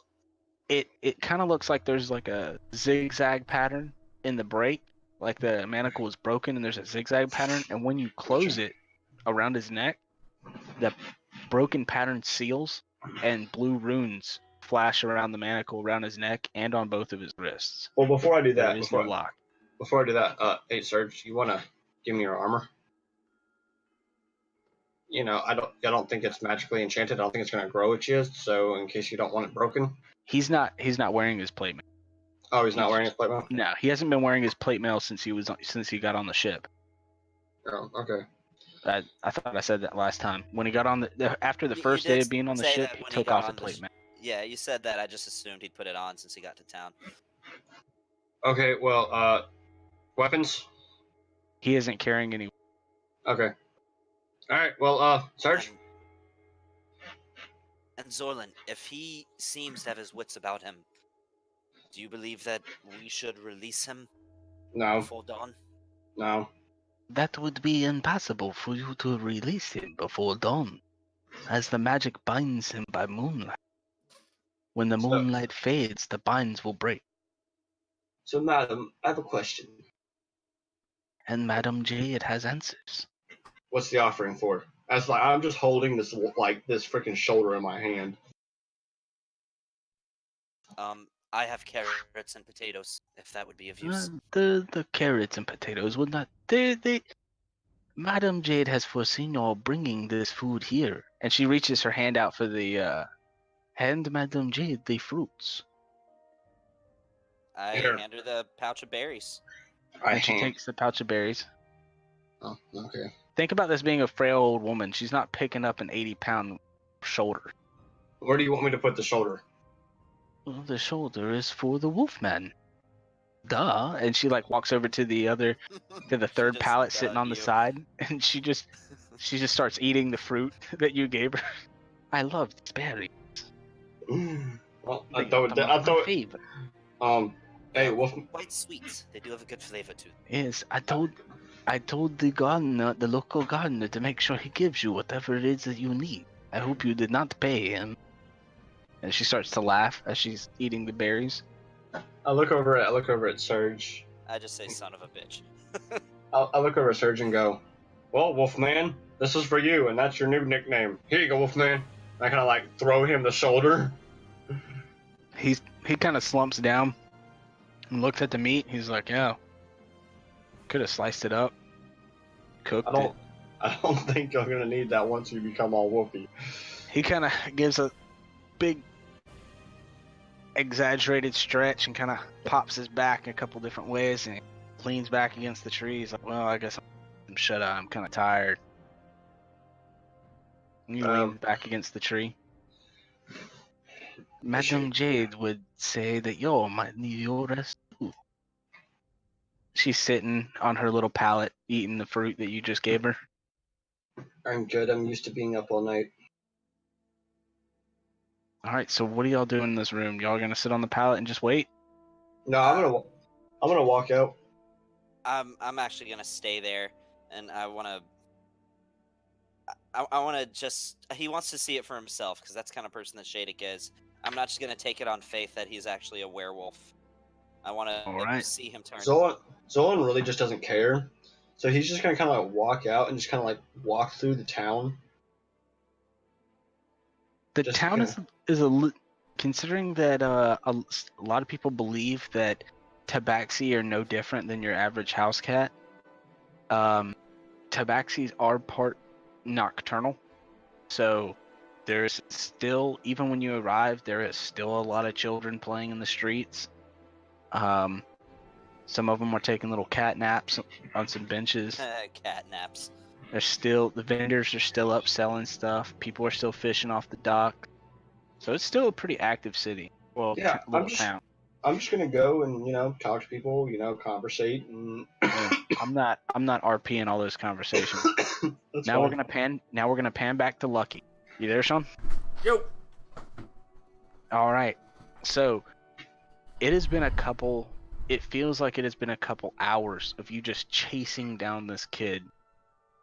And you finally get to, you see him turn around every so often, and it kind of looks like he's just checking to make sure you're still behind him. And you get to a clearing.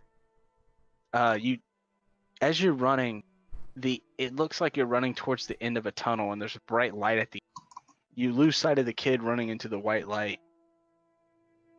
And when you finally hit this opening, it almost seems like a flash of white light falls upon you, and you kind of have to blink a couple times, and now you're in this massive grove with two giant oak trees on either side of this stone altar in front of you.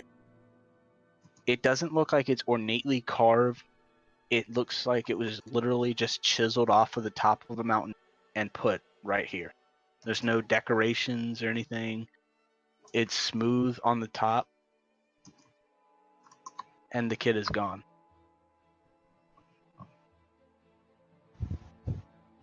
Okay. I'll walk up to the altar. Okay. Has the moon revealed itself yet? Is it out in full?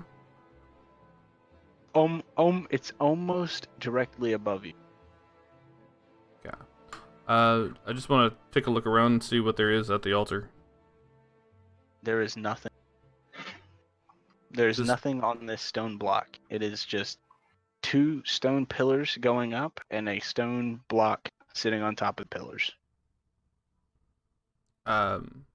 Okay. I will take out some candles and light them around the center block. And then I guess I'll sit in on the stone block. And I'll just kind of sit down, cross my legs, and close my eyes and start to meditate and just wait for the full moon to start. All right. So as time passes and it lapses, and you look up directly above you, you can see that the moonlight is shining full, and this clearing is bright light. It is just bright moonlight filling this area, and you hear like water droplets behind you, just dripping. I'll turn and look to where I hear the water. You see a child sitting on the other side of the altar, and there's a bowl on the ground, and he has a little water pouch, and he's slowly tilting it over, and then little droplets of water are splashing into the bowl. You're slow. The child says to you. I don't think I can ever be as fast as you. No, it's probably true. No matter how far I need to go, I'll follow your path, Azul. Like what you did back at the castle. I was watching. I'm glad I did that for you. I didn't know if you'd like it or not. So what'd you come here for? I take it you didn't want to play hide and seek, and you didn't want to play tag, because you're not very good at each one. Not compared to you. I don't know. I don't know what to do. We released a dragon, and it got away. I feel really responsible about that. And I'm afraid it's going to go hurt a lot of other people that we're going to be responsible for. And I've made some new friends, and I've been to some new places, but I don't understand what's going on, and I don't know what I'm supposed to do. So how is the dragon your fault? Well, I thought we were doing the right thing because we were supposed to release a curse to try and help these lizard folk, but when we broke the curse, I think we also freed the dragon at the same time. You didn't break the elf broke the curse. And if you were there or not, he still would have broke the curse. I don't think so. Isn't that correct? I think so. He only thought to be able to use a spell to be able to break that because I suggested it to him. Yeah, I think he would have figured it out either way. Whether you were there or not, he would have figured it out. He was one smart elf. Yeah, he really is. Or she is. But Well, dead now. wait, the elf's dead? No, the one that broke the curse. The male elf. The one that you put in the water. Oh, he broke the curse. I thought you were talking about Aloran when she drew the sword. Oh, no. That wasn't a curse. That was like a rite of passage for the bronze. Oh. So it was when he killed the undead guys. That's what broke the curse. Oh, you're not paying attention, Lucky. You have the attention span of what's those short things? Those short people? That doesn't matter. They're like tiny humans. So Resmir broke the curse. Is that the one that's in the water? That's the one that's in the water. Yep. He did it. See, I thought it was us. That actually does Yeah. make me feel better. So, yeah, if you really think about it, even if you weren't there, wouldn't have been your fault. That's good to know. Just like that pirate you're with. How dare he feel mad at you for sleeping in such a comfortable bed? It doesn't make any sense to me, but he seems to be pretty angry a lot. I think it's just his habit. He'll get over it. You know, the more times you do it, the better Hey. he'll feel about it over time. You want to know what's funny? He Hmm. worships the sea, but he doesn't think that you exist.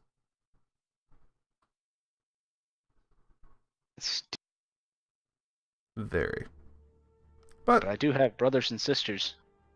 We all have different parts in this world and universe. yeah, but you're the only actual god. They're kind of gods, but you're the real god. Well, I mean, we're all real. Just like how you and Zorlin are both real, to a certain extent. So you can't say one's more real than the other.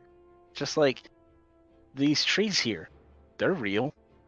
The stone you sit on, that's real. Okay. Well, maybe I need to try and be more understanding. I can only tell you what is or what isn't. You should probably talk to your ancestors while you're here. I will. But I'm really glad I got to talk to you. So, the whole time this has been going on, you've continued to hear this dripping noise. And as soon as you blink, you hear one more last water droplet splash into the bowl. And the figure in front of you is gone. Bye, Azul.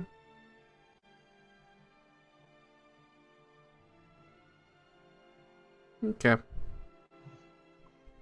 You gonna try and meditate to talk to your ancestors? I will. All right. So now we fade back over to Shadik. Shadik, you hear a loud. As time has passed, you look up and you see almost the same opening in the ceiling as in the chamber before. But this one's a little different. One side is cocked up higher, just a little bit higher than the other. And you notice the moonlight used to come in straight down in the center of the room, but now it seems like the moonlight is moving over towards the tree and Surge.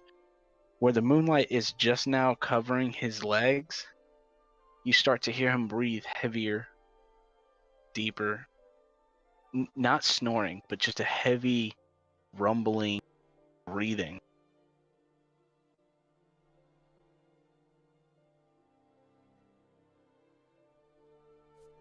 Shadik? Oh, that's cool. Well, Uh-huh. In bird culture, this is considered a dick move. Yeah, try unmuting yourself, Gavin. I don't even think he's there. Oh, damn it! I didn't realize I was muted. Okay. Mhm. And no, what I said to him, I was like, Surge. When he started the heavy breathing, I was like, Surge, how do you feel? Like before he'd started changing, when I noticed any degree of discomfort. You see him starting to, he kind of shifts around a little bit, and he's like, shit, I don't feel good. My stomach hurts. Zorlin's cooking again. Hey, Where? Hey, you're not there. I You know. left the room. He should be coming back anytime now, though. Yeah, Zorlan just kind of walked around and kind of was making his way back. He wasn't really going anywhere. Okay. Well, do I notice Surge turning? No, Okay. he kind of does stand up and walk around a little bit. As far as he can. He can only move like 5 feet away from the tree. And he kind of just stands up. He's like, maybe I just need to walk it off. And he kind of is rolling his shoulder back and moving his arm. I just feel so tense, man. Maybe I just didn't do my chin-ups today, or I don't know. How about you sit down and relax? You see the moonlight is up above his waist at this point. I don't know. Shadik, what if something bad happened? That's what the shackles are for. You will be fine. You will get through this. Yeah, she said the shackles will hold, but what about the tree? What if I rip the tree down? It's a big tree. Is she there? She's just sitting there watching. Madam Jade, as that revelation occurs to me, what about the tree? Shh. Quiet.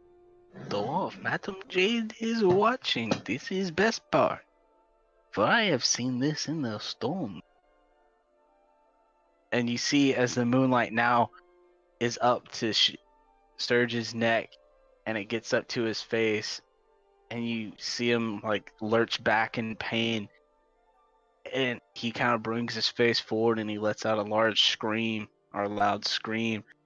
but it sounds like a cacophony of like a wolf howling and a man screaming in pain. And as his eyes start to glaze over in a yellowish film and his pupils turn into like cat eyes, it looks as though his arms and limbs, and Zorlin, this is the exact point when you would be walking into the room watching this. And it looks as though his arms and his limbs get bigger and bigger, and as he grows about twice to 3 times his size, and all of his clothes get absorbed into his form, as now before you is a giant werewolf standing at about 9 feet tall and just breathing heavily, snarling, growling at the 3 of you. Serge, are you still in there?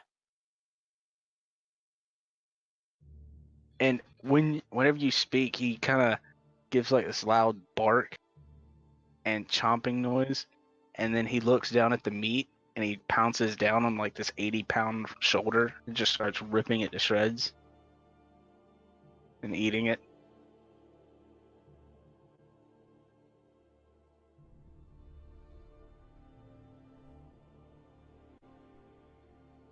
Serge, are you still in there? Speak. As you speak louder to him, he kind of looks up and you just hear a and he kind of tries to pounce away from the tree at you, lunging at you, but the chains snap him back, and as soon as he gets tugged onto the chains, you see the chains pull him back in a very instantaneous motion, and he slams back against the tree, and he lays down on the ground for quite a second, and he rolls over and stands back up and looks back at you in this lumbering form, like a rabid animal, foam coming out of his mouth. It And appears this is the Serge point. did not have the degree of control that he believed he would. And this is the point where Surge needs to make a Constitution save. Oh, fucking natural 20. Ooh, nice. So, so you see, as he's snarling at both of you, and he gets down onto the ground and kind of scrapes at the ground, and he stops for a second, and then he stands back up, he looks at y'all, and he goes, "What are you looking at?"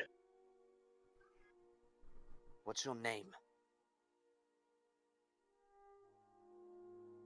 "I am Surge, Knight to the Crown."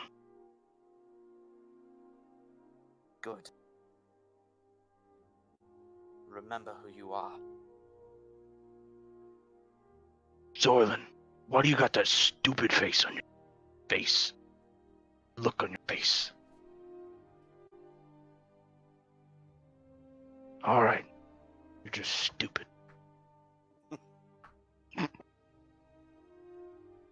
How about you, it looked like you were, and I kind of, like, motion to my face to where I see, like, if he has any kind of blood or anything on his face. You're Oh, in the yeah, middle a of lot. Something. Mhm. Perhaps you'll, feel better? Kind of, you see his form, it doesn't change, but it looks like he has a little more consciousness to him rather than just ravaging animal. He looks down at the meat that's in partial pieces, and he just grabs a piece off the ground and slowly starts chewing on it while he sits back down, cross-legged. And he's just eating, and he's like, "So, this is what it feels like." Still chomping down on this large piece of meat. "I'm just so hungry." I can imagine. I hate encouraging this, but perhaps a meal would help you continue to have some degree of control over yourself. You know what they say about a starving animal? Yeah. I'm so glad Madam Jade can read the future, and she brought me this food. Well, actually, that would be our, good friend Zorlin here. Yeah, I believe that Madam Jade foresaw the future, and she knew that this food belonged to you. And he's just eating this raw meat. I You do. Hey, sir, I thought you wanted me to cook that for you. Fuck off. All right, fuck you. Fuck you. Fuck you. You get over here. Come here, I'll put my sword up your ass. Yeah, I'm not coming over there. No offense. I take a step forward. He's about 30 feet away from you. From me? Yeah, the chains only let him get about 5 feet away from the tree. Okay, And when he I walk- pushes against the chains, they instantaneously snap him back forcefully back against the tree. I walk up to where I'm like just 5 foot away from him. Just enough to where he could barely reach me. So that's about 10 feet away because he can get 5 feet from the tree and he's up against the tree. So you Okay. want to get within 10 feet? Yep. You want to get within 10 feet of the tree? Yes. Okay. Well, I'm here. Bend over. Fuck. Fuck you. He stands back up, and so he's 9 feet tall now as he stands back up in his wolf hybrid. Well, And he hovers down above you. All right. y'all always gotta be the big bastard, huh? Yeah. You're always going to be the short one. I. The As short. I We gotta. stand there being 5'4". He's short. I'm average. He's always short. Now you're real short. Yeah. Kiss my ass. All right. Shadak, I think this will do. All I have to do is learn how to master this. And I think I can take South Mina by myself. No. Let's not get overconfident. You're overconfidence. Listen, you may That's have a beside the point. you may have a bigger little head, but that head does not need to get any bigger than the big head on top of your shoulders. He kind of laughs, and I want you to make an acrobatics or athletic saving. Okay, hold on. Or strength or dexterity saving. As he laughs and goes to swat at your back, side, to kind of pat on your shoulder. He said a dexterity saving throw. Yeah, He either said dexterity. Well, I meant dexterity saving throw or strength saving. Oh, Because hold on. he's trying to swat and pat you It's on still the shoulder. plus 7. It would have been the same number anyways. Okay, So 23. 23. Yeah, it would have been the same anyways. Yeah. So you get slapped super hard on the shoulder, and it almost feels like dislocated your shoulder as this giant paw slams up against your side, and you're flung. Let's see. Hold on one second. Ow. He has an ability where he can shove a target. I think it's 10 feet. Yeah, I'm gonna say 10 feet. Yeah, you're flung 10 feet to the side as this giant maw hits you on the side, or not maw, but paw hits you on the, well, more like a claw kind of, and you go flying 10 feet to the side. And he looks down at his hands and he goes, "Oh shit, sorry about that." It's fine. You're fine. Ow. Yeah, that's why I wasn't coming over there. All right, now we pan back to Lucky.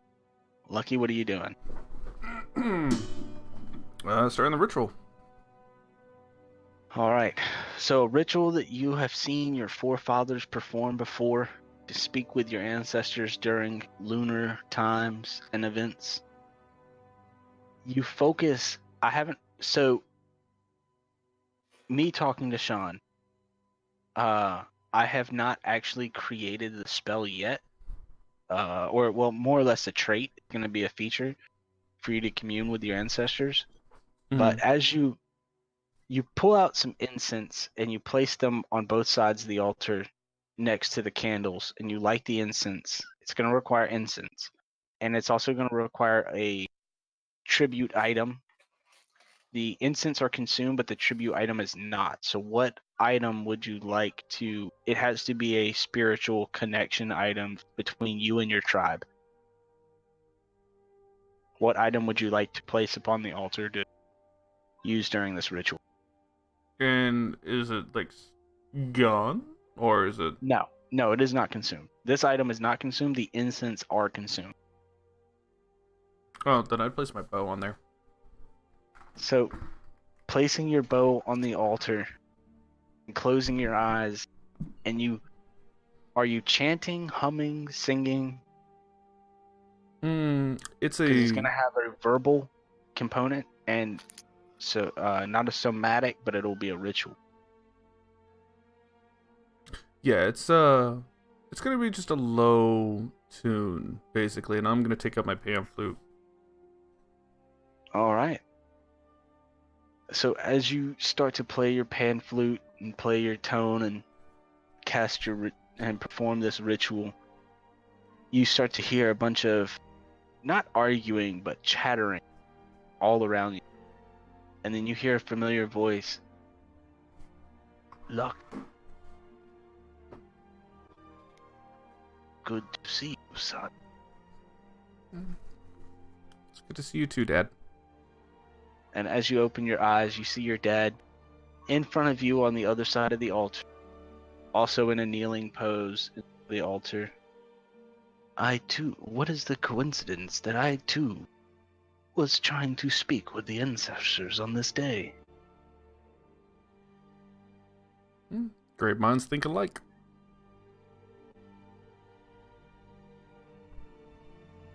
I have my own worries, so you must be worrying too. And you see, there's a lot of other figures around you. Some of them you don't know. You notice your grandfather is one of them, standing in a corner. He passed away a long time ago. You do have portraits of your great-grandfather and many other fathers and grandfathers and grandmothers and ancient people through your tribe lineage around you. What worries you, son? There's a lot of things going on that I just don't understand. Some of it I thought was my fault, but apparently it's not. But it's still things that are happening in this world that I just don't know what we should do about.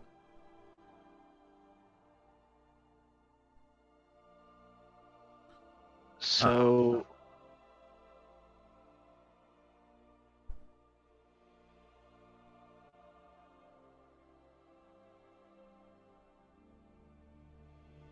you can ask three questions Okay. for advice, and the spirits will offer you, as the spirits live in both past, present, and future, the spirits can offer you any advice and give you guidance on certain things.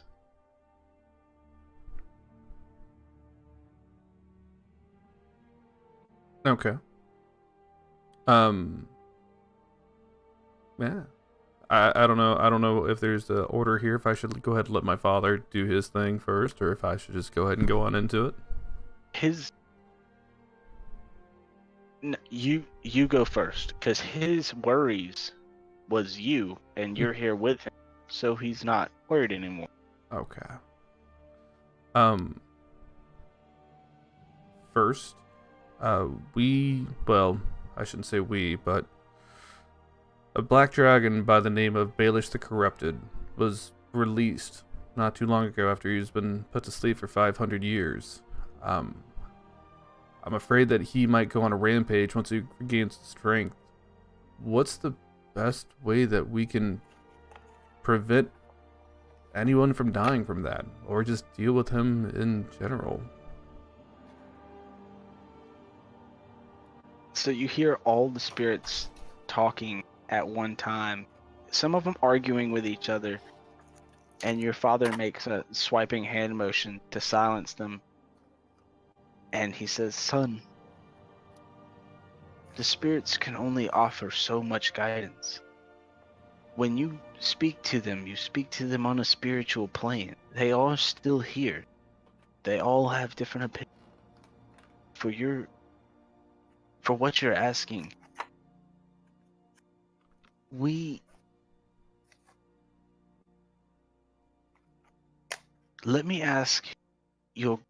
us ask your great-great-grandfather, as he fought in the Dragon Wars. And you'll see an older tabaxi with almost the same exact color pattern as you come up. And he picks up your bow and looks at it. He says, I carved this myself. And now it is given to my descendant. You wish to know how to slay a dragon, do you? Sure, if that seems to be the best solution. What color was the dragon? Because we have chromatic dragons and we have metallic dragons. Metallic dragons are the dragons of the law. They are lawful. Most are good. The chromatic dragons are dragons of evil. This one was chromatic, if I remember right. I just remember being black. Black. Black is the evil chromatic dragon. They are immune to acid. They are resistant to most non-magical weapons. To kill them, you will have to find some form of magic weapon, and I would suggest when you're fighting it, do not stand in any particular line.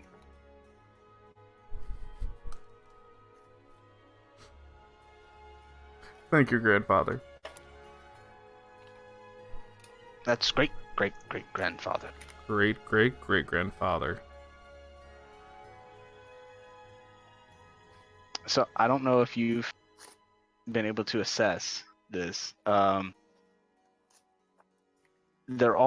your tribe is full of hunters. So they will tell you resistances, immunities, weaknesses for specific animals if you ask them about it, or enemies.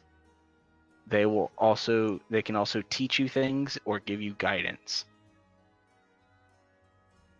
So if you ask about dragons, they're going to tell you about dragons. And your great-great-great-grandfather also tells you that depending on the color of the dragon, depends on their resistances or immunities. As black dragons are immune to acid damage, red dragons are immune to fire, and so on and so on. White dragons are immune to ice. Blue dragons are immune to lightning. Yeah, so he gives you all that information. Okay. And So, what's your next? Oh, I'm sorry, go ahead. No, that's fine. So let me just kind of get a general idea of the basis of the questions I can ask these guys. So it's mostly going to be hunting questions, or just advice on tabaxi culture, I guess.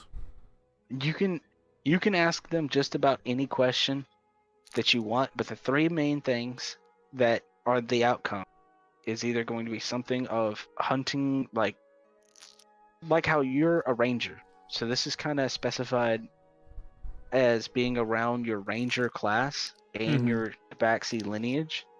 So if it's about a particular monster, like you particularly mentioned the dragons, and so it went straight to weaknesses, resistances, immunities, stuff like that. If you ask for guidance, they can grant you guidance, which they like. The guidance spell gives you 1d4. Now, but it's different. The guidance cantrip gives it to you for 1 minute, where if you pray, and when you perform this ritual, it takes an hour. It's going to take an hour to do this ritual, and they give you guidance for the next 8 hours. So for the next 8 hours, you'll have 1d4 to add to your ability check. Or you can choose a third option, which is what was the third one?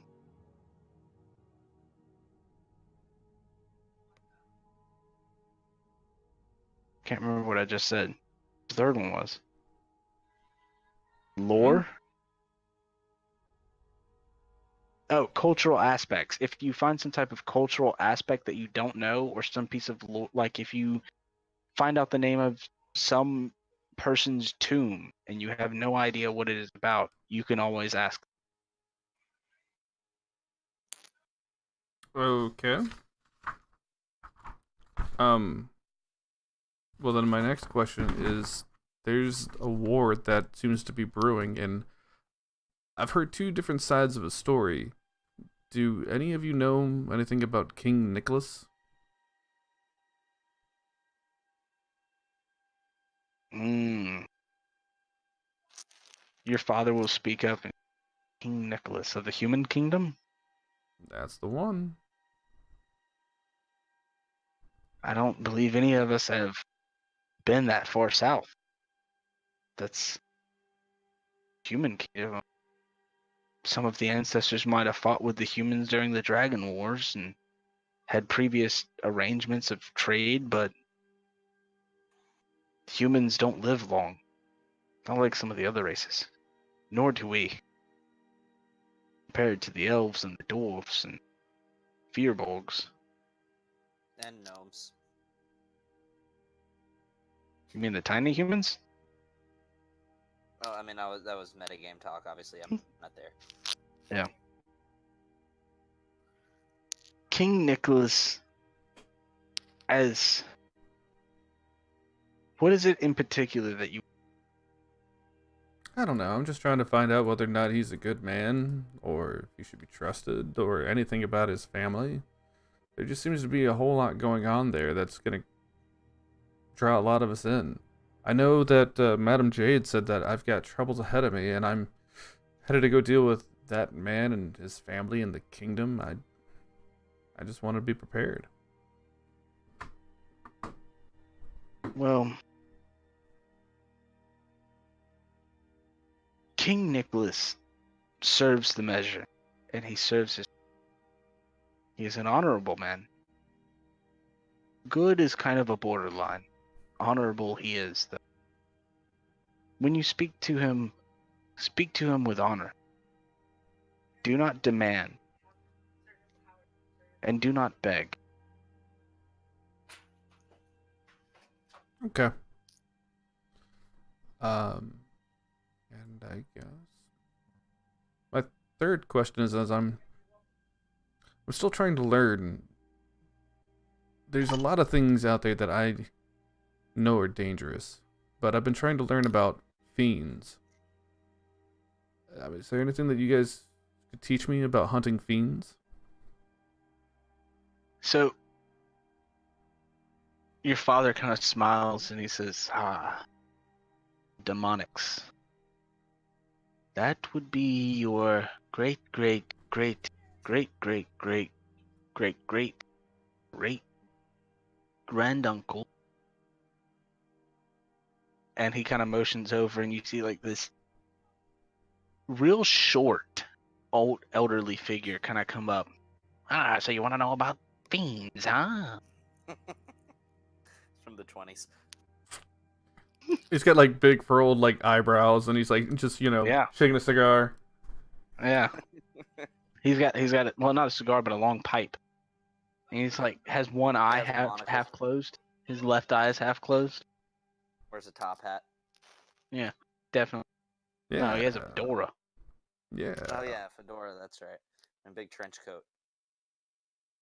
Man, So can we have a campaign in that time frame? Because I think that's the snazziest any of us would have ever been dressed. That's true. all right, so this is your third and final quest. So fiends. Go ahead and add 20 points from listening to your ancestry line about fiends. Now, you'll only be able to access this feature once a week or during a lunar event. Well, yeah. And new moons are not lunar events, nor halves or quarters. Only full moon or a lunar eclipse. So is it once a week or is it once a? It's a feature that you'll be able to use once a week. Okay. And then when you use it, though, you can only pick one of 3 choices. You won't be able to ask 3 questions. You just pick one of 3 choices. Okay. This was just kind of the introductory into it. Gotcha. So you can either learn something, which will go into your training through knowledge passed down.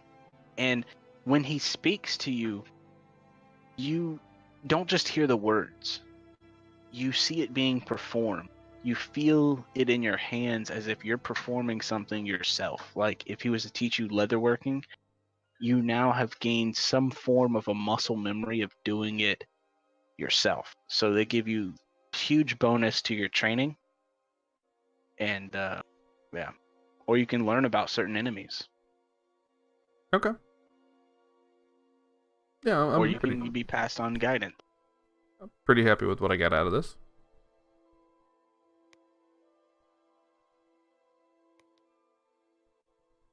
Well, actually, you know, instead of the guidance for 8 hours, I'll just say you gain an inspiration point. So go ahead and give yourself an inspiration point.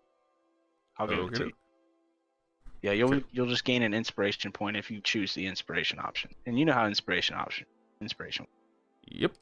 Got it. All right. So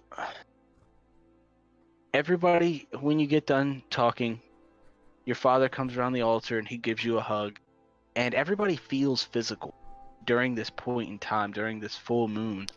Everything feels physical. You can feel as some of your uncles have come up and grandfathers have come up to hug you, and they kind of kiss you on the forehead and bid you farewell, and everybody feels real. You can still smell the tobacco that your great grandfather used to smoke, and the aroma in the air. And just as quickly as all these conversations started, everybody starts to fade away So that's into what killed him. almost like a mist. And you see above you, the moonlight has now drifted off of the altar. And you're left alone in this clearing. Your candles have burned away. Your incense have burned back. Okay. And you turn back to the path that was open in the forest. And as you look down the path, you see the village. Right on the other side of the tree line. Only about 100 yards ahead of you.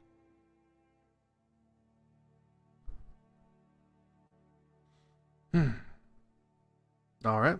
I'll sling my bow back over my shoulder and make my way back to the village. I almost thought you were forget your. Oh, I wasn't gonna forget my bow. All right. So how's Shading, Zorlin? How are y'all doing? I'm just kind of sitting in the same room as Surge. It's like, so are you having any strong cravings for raw meat of the living sort? So Serge kind of slumped back on the tree now, kind of licking his paws and his claws, as all the 80 pounds of meat now gone. He's just like, nah. Pats his belly. He's pretty full. It was So a you lot. don't feel any urge to rip me or Zorlin apart? You kind of see Serge jump up, and he just sniffs at the air. Y'all smell that? What are we supposed to be smelling? I smell you. Lucky's back. And about that time, you see Lucky, like you hear the bamboo shoot start to shift, and you see Lucky come into the room. Hey-o. Hey, Lucky. So Lucky, when you walk into the room, you see a giant, 9-foot-tall, hulking werewolf sitting off to the side. Just like the werewolves that you've seen before, but this one just seems a little bit bigger, almost as if Madame Jade has chained up a chieftain. Or an alpha. That's Surge. Mm-hmm. Yeah, I kind of figured. Hey, Surge. Hey, Lucky. So is this what you smell every day? Like you just smell someone coming around the room? Having the feline senses? Sometimes. Kind of depends on whether or not they've washed anytime soon. You mean like Zorlin? Yeah, I Hey. smell Zorlin a lot. Yeah. Oh, you remember that guy that was hanging out with us for a while? The one that always smoked those flavored tobaccos? Yeah, it always made my nose crinkle. Oh, he didn't smell too good? See, in my human form, I thought that he always smelled pretty good. But, I mean, he didn't smell bad. It's just that tobacco was just always... It was the only thing I could smell around him. And cheese. Yeah, there's a little bit of cheese. Most of the Hey. tobacco, though. He held onto a will of cheese for like 3 months. Yeah, I think I gave it to I gave it to that pirate that we ran into. Dude, I bet you wherever he is, he still has a potato on him. I remember when I first met him, he got like a plate of raw potatoes and just shoved them in his pocket. Yeah, that sounds like Sano. So, as the moon starts to fade down, Surge's size starts to grow smaller and smaller, and you see the fur start to retract back, and his black hair starts to grow, and the blue hair. When he was in wolf form, you saw this blue streak go from the front of his snout all the way back his head, down his tail. Just a blue, like, racing stripe. And his hair goes back to the dark blue that it is naturally. So he is back in human form. Welcome back, Serge. Well, you were still here, but now you're not all wolfy like. So, how did you like being a wolf? What's it like? You're hungry? Feel like I'm covered in ticks and fleas? So, if I'd shown you like a picture of a female wolf, you wouldn't have gotten all hot and bothered, would you? Probably not. Just making sure. Not really sure how far that one goes. So Madam J sitting over to the side, she kind of chuckles a little bit. And well, Madam J believes it's time for you all to take your leave. And she snaps her fingers, and the manacles fall off of Surge. Good, we can get back to the ship. We gotta go. And before we depart, Madam Jade, as you've probably discerned by me, I'm a rather cynical person. And being honest with you, I doubted our trip to this city, but I am much better off having met you. And I thank you for all the assistance you were able to offer. Oh, And I stick my finger in my mouth. don't think me too fast, young dwarf, for you have a long road ahead of you. It might be more troubling that you have met me than it's worth. For you, at least. Goodbye. Madam Jade sees you out. And she, like, kind of slaps you on the hip with her cane, with her little walking stick. Just keeps slapping. It hurts. And she's just going to keep slapping you and Zorlin and Surge in the legs till you'll leave. Alright, I start walking out, and I turn back and stick my finger in my mouth again. She's still swatting. Like, with it. Almost like a old woman trying to kick birds out of her house. Oh, I go in the exact direction that she's Yeah, out the leading me door. in, out the door. Yeah. And I stick my Middle of finger the in my night. mouth one more time. It was good seeing you again, Madam Jade. You, maybe next time you will grow up. You are still a child. Maybe you'll grow big and tall and strong, young Lucky. We'll If see. he's not big and tall yet, what does that make me? Everybody knows doors are shut. Get out! Get out! So, Yeah, so she's Lucky, blind. Nothing for me. How did she know of my dwarvish ancestry? Because she's a seer.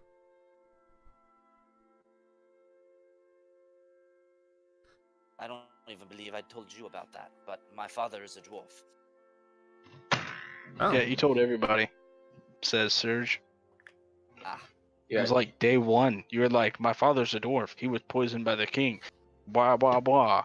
I ran away from home. Serge Yeah, walks away. Yeah, you kind of told me your life story. For the somebody that's ship. so secretive about, your background, you're actually very forthcoming with it. My name's Shadic Ironhide. I have a dickhead uncle. But that guy Lucky, an asshole. I've told all of you because I feel like you need to know. It is I valuable don't care. that You know. don't- I don't even remember your secret identity. What was it supposed to be? Or Ulrich Ulrichen? Tristan. Ulrich? I can't remember that. We'll just call you Shadek. Yeah, Ooh, Don't What don't about- call me that when we get into a populated city. what about Shadek, Cloud, and Lucky Ironhide? Ooh. I'd just prefer if none of my name was mentioned in heavy populace. How about I just call you Shad? And be done with it? Yeah, you don't have a choice. That's what I'm calling you. No. That- you're yeah, not. that That can I still am. very easily be linked to me. Right, So- Shad. Come on, let's go, Shad. Y'all get back on the boat, and Falcon's sitting there, and he's like, "What the fuck, Captain? You What said do you we were mean? gonna go get meat and fruits and vegetables." Did you not see this letter? No, I've been on the boat. Oh, well, okay. Well, see, I got the meat, and you see that fucker right there? He ate it all. Yeah, okay, sure. No, he became a 9-foot werewolf. You said you were gonna get an entire shoulder. Did I get any of those berries back? And No. he ate he became a 9-foot werewolf. Ate an Surge kind of shrugs, and he's like, "I don't know what he's talking about, Falcon." God damn it. Falcon's like, Captain, look, I told the lizard people that you were gonna bring back meat. They were really excited to have that for breakfast. All right, then I'll be right back. I'm gonna walk back into the town Mm-hmm. and go buy Falcon, meat, if, and then come back to the boat. Yeah, it's gonna if I cost might you 5 gold. suggest, I don't care. I get double the amount. I spend 10. Falcon, if I might suggest, I have some carrots and potatoes. We have fish. Might make for a nice stew. Yeah. Hey, you know what I really like? I really like blueberries. Did you get any blueberries or raspberries while you were in there? Immediately I'm like, fuck. The seer kept all the berries. What? I thought you said you were gonna buy your own berries and fruits. She ate them. I'll be right back. I'm gonna go get some fucking berries.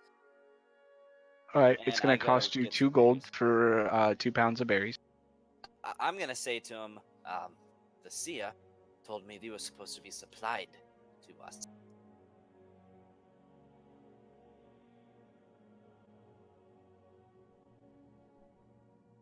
Hmm. Yeah, and he's gonna tell you, yeah, and they were, and now that's why you got a discounted price and you got so much, but the real original price is 2 gold for 2 pounds. So,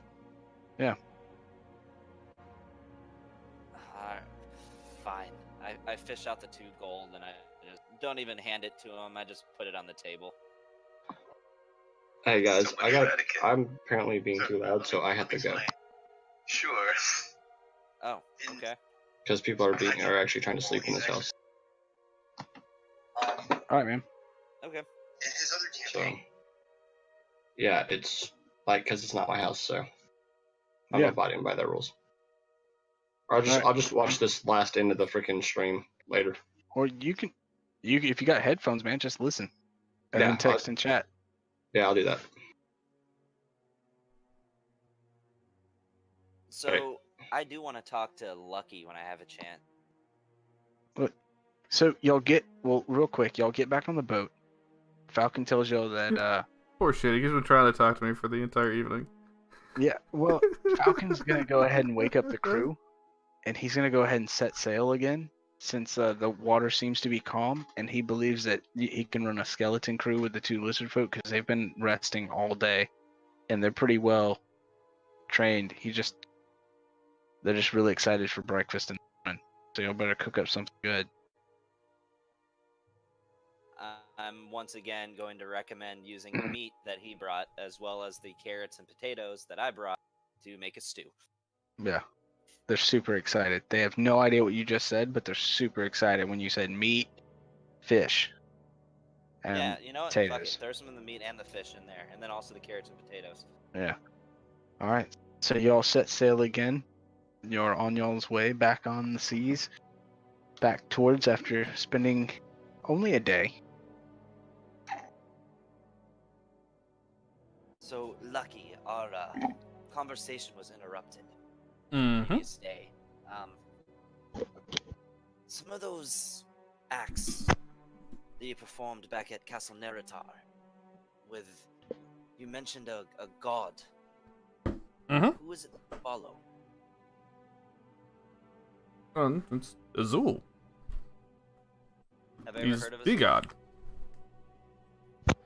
I don't know. Roll a religion check. Alright. Not proficient in religion, does that matter?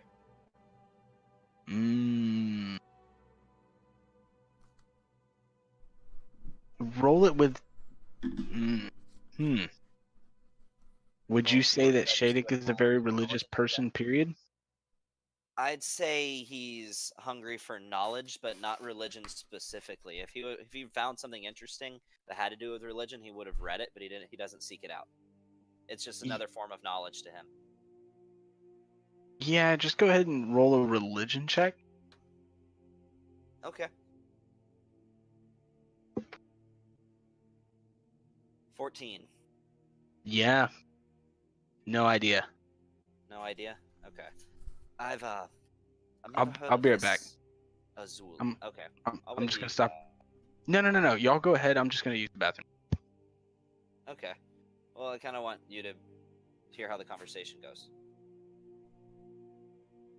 I'll wait till Tony gets back. Okay.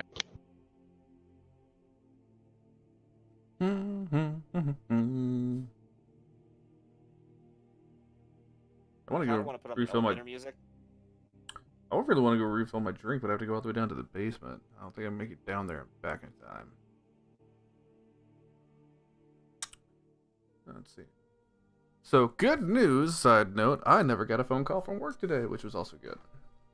Phone call from who? Work. Oh, why would you have gotten a phone call from work? State inspections.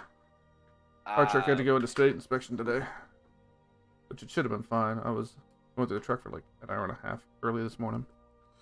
Well, that's good. Yeah, but it's always a pain in the balls whenever they're going in for that, 'cause depending on who the Yes, it inspectors is. that they sent out, some of them are kind of jerkwads about it. Because you have to go through literally every single box and itemize everything on the entire truck. Welcome to Captain's Life. Yeah.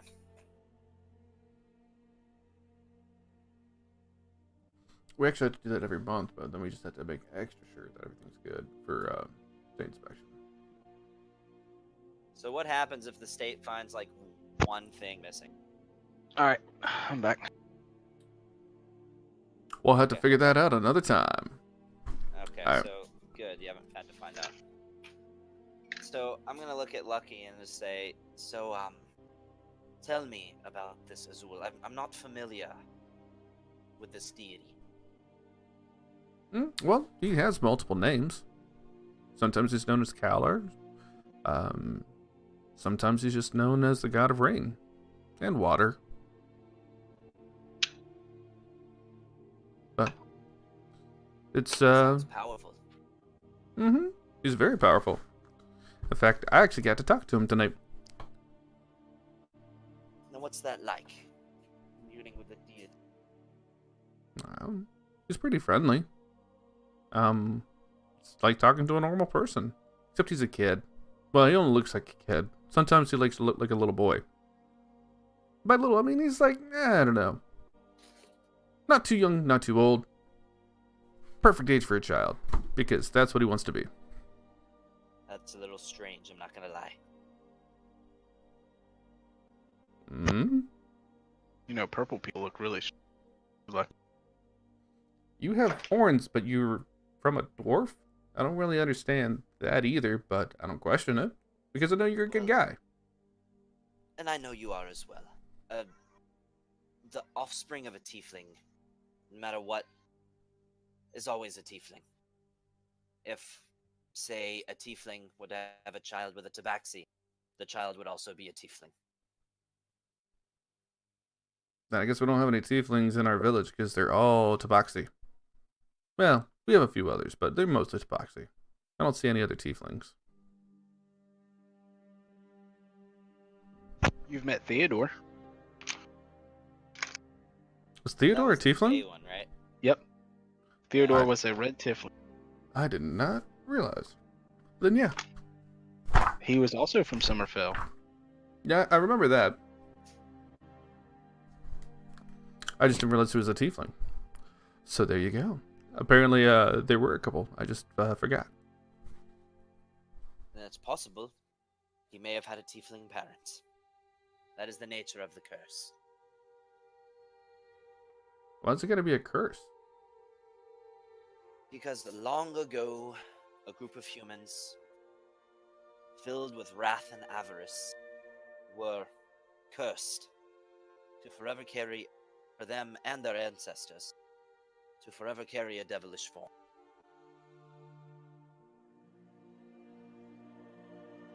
And that is where the origin of the tiefling race begins. So did they all come from Glacia? No, they can come from various demons and devils. That just happens to be where my bloodline ties back to.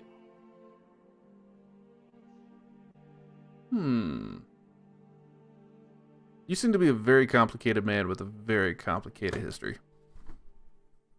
Not the first to tell me that. I'm gonna be honest with you, Shadik. I can't really keep up with everything that you have going on. I don't know how you do it. Years of practice. Can you do me a favor? Of I course. think it's the right choice that I hang out with you and Zorlin and everyone else, but I don't quite understand what you guys are getting into. Could you kind of just tell me what it is we need to do and whenever we need to do it? If you have any questions about the dangers that we may face as a result of my plight, I will, to the best of my knowledge, attempt to keep you informed. You see, you made that really long when you could have just said yes. I just need not the long, but the yes and no. Deal with this, deal with that. I don't understand the war, the prince, the council, King Nicholas, Crown City. It's I don't get it. Whenever it comes up, I will tell you everything I know. Is that more clear? No, I don't want to know everything you know, Shadik. You know too much as it is. I need smaller. This guy is bad. That guy is good. We need to deal with the bad guy to fix the problem. Perfect. Well, south bad, north good. Well, see, now we're on to something. And Serge kind of speaks up, well, that's just perspective. I mean, because if you were from the South, wouldn't you be the good guys? It is very rare for a villain to not claim their own righteousness. Well, then can you say that about your side? Now I'm lost all over again. Yeah, exactly. See? Our side, the North, was not the aggressor. We did nothing to them.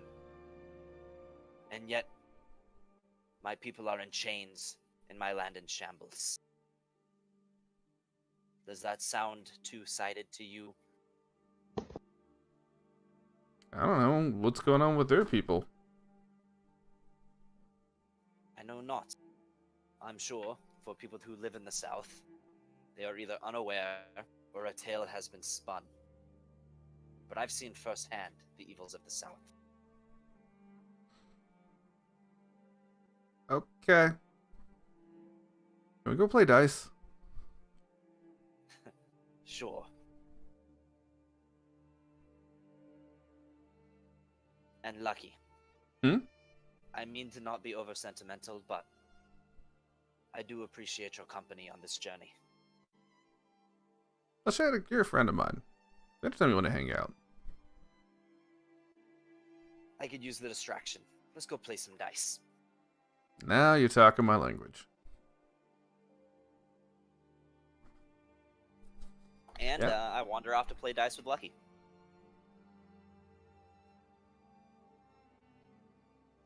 So let me just clarify a couple things about your background there, Gavin. Alright. You don't know how the city or the country of Mina is. You left before that. I was there whenever they raided Crown City. That's part of my background. Yes. There's a certain couple key points that, like you said, you were held at an imprisonment camp at the Capitol. None of that's in your background.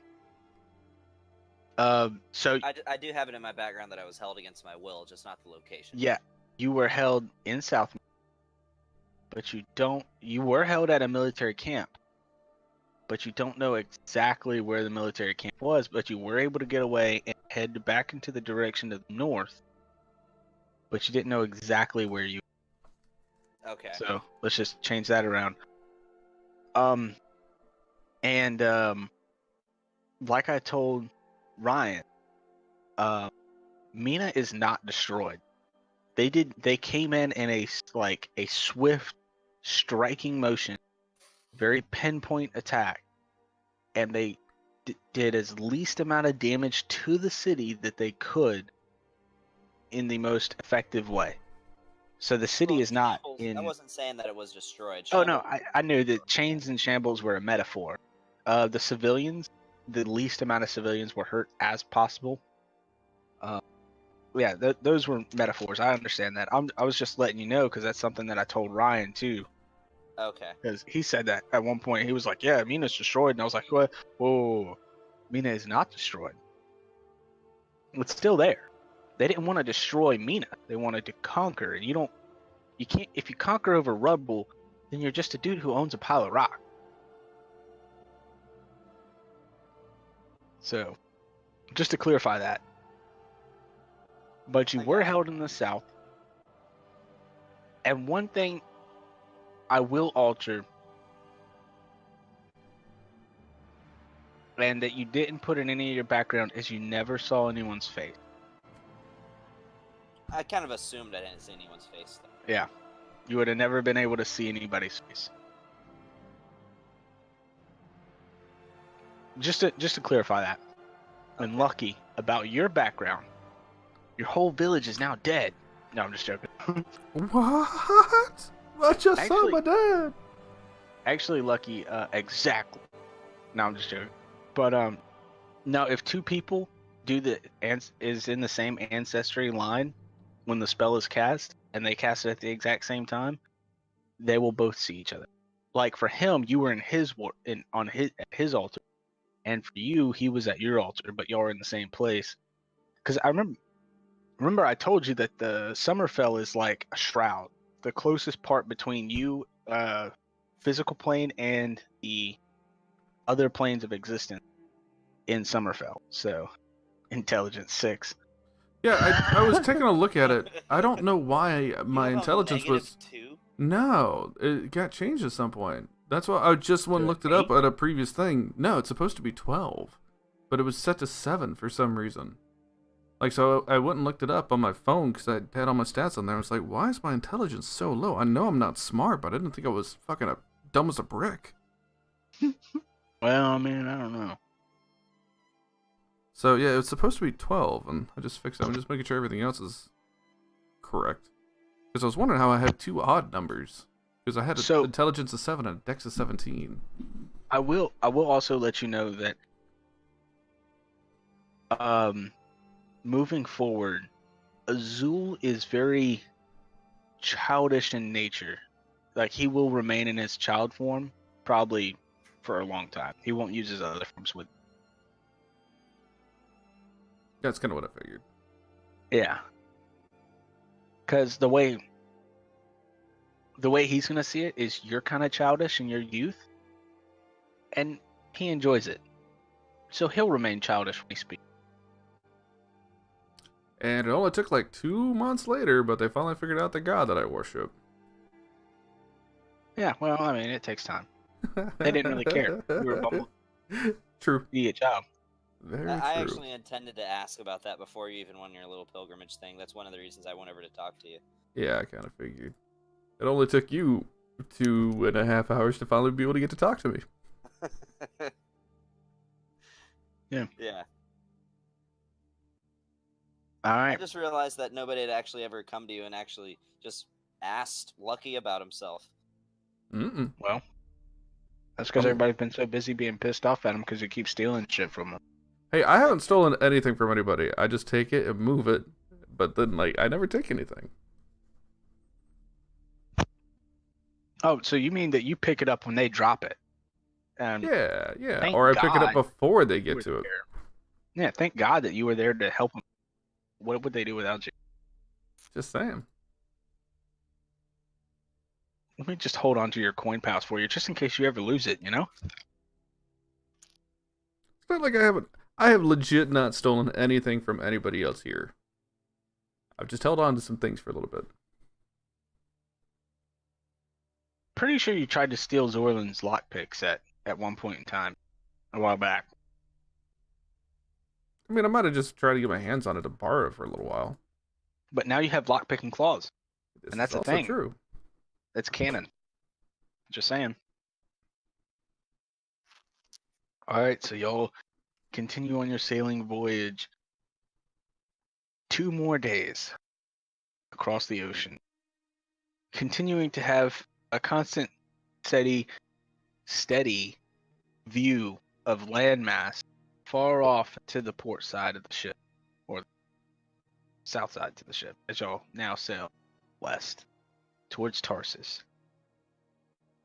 At the start of the 3rd day, day and a half before you're supposed to meet Darius, you see the grand city of Port Tarsus way off in the horizon, and Falcon shouts to you, "Tarsus ahead!" But he I never assume rose. Zorlin has his sails in order. Yes, he does. Zor, Okay, when okay. when they stopped at the before y'all got to the port, Falcon swapped the flags because this was 3 days out. Or flags, that's what I meant. Yeah. Not to interrupt, but like all the spare days, like in the time it took us to get to Tandle and then from Tandle to here, are we like learning how to handle the ship more or doing anything during that time frame? Yeah, most definitely. Yay. What was y'all's positions? What proficiencies did y'all choose? I was a I quartermaster. chose, surgeon. Surgeon. Yeah. Where's yours, Gavin? And abilities? It should be. Yeah. Yeah, right there. Proficiency with water vehicles, 22 out of 80. Surgeon. Under proficiencies. Yeah, go ahead and just bring up y'all's proficiencies to 50 for y'all's water vehicle Sweet. as y'all come into port. Are we doing anything else during that time, or are we just learning how to handle the ship? I would say mainly just handling the ship. It takes a lot of your day. Okay. That way we can make this for the sake of brevity. No, I got you. So, Brandon, if you're still listening, how are you going to try and sneak cargo through the city guard? Oh, he's not He is even. still listening. Yeah, he's not even in chatting anymore. He's not? Uh-uh. Well, shit. He gone.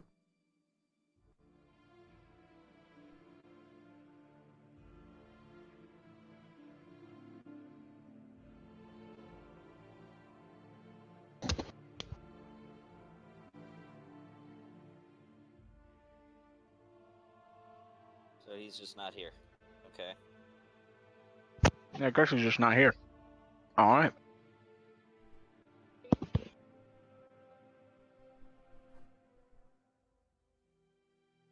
All right. So, when we start approaching the city, I am Mhm. gonna go ahead and start disassembling my Yep, firearms. figured that. Back. All right. Well, since Brandon's not here, that's just you two and me.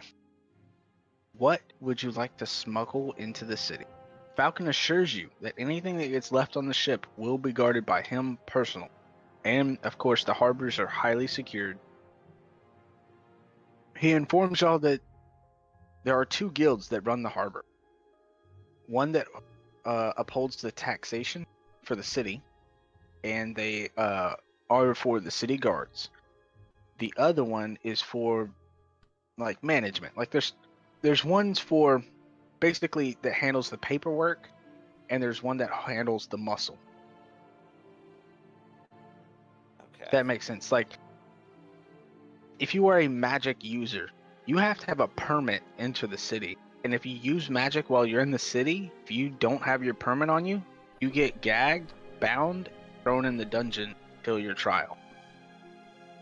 So that way you can't cast spells. Mhm. If If you don't have your permit on you. And so one guild, that would be one of the guilds that handles the permits and paperwork and everything like that. And then another guild is the one that handles over the guards, confiscating contraband, and everything like that. They handle all the checkpoints around the city. And then there are 4 noble houses within the city that handle everything else within the city. Okay. I am gonna tell Falcon. Would it be? I imagine, and I pull up my grappling gun, which basically looks like a hand crossbow, that this would be frowned upon if it were to be found. Can it be fired? Hey, just pop back in chat. He says he can hear. Yeah. Can it be fired like a crossbow? It can be. Then yes, that's contraband. I would like to have this with me in the city. All right. And he kind of points over at a fish barrel. Throw it in the barrel. Just put it in the barrel. Yeah, throw it in the bottom of the barrel. Okay. I do it. I put it in the barrel.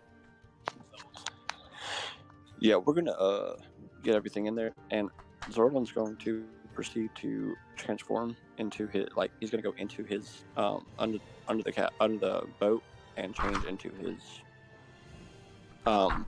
attire. Yeah, your regal attire. Yep. Mm-hmm. And he's gonna kind of drag not Serge, but or he's gonna kind of tell he's gonna tell Shadik to kind of come with him to put the armor on. Mm-hmm. But I don't have the main map. That sucks. Yeah, just rethink that. So that's about it. Okay. So that way, yeah. because he's gonna be my bodyguard, quote unquote. So I have a strength of 8. So what kind of armor can I even wear? I mean, I have leather armor for you. understand. There's multiple armors. It depends on who wears it. Just put the armor on. All right, I put it on. And I change my dressing. Oh, you just sent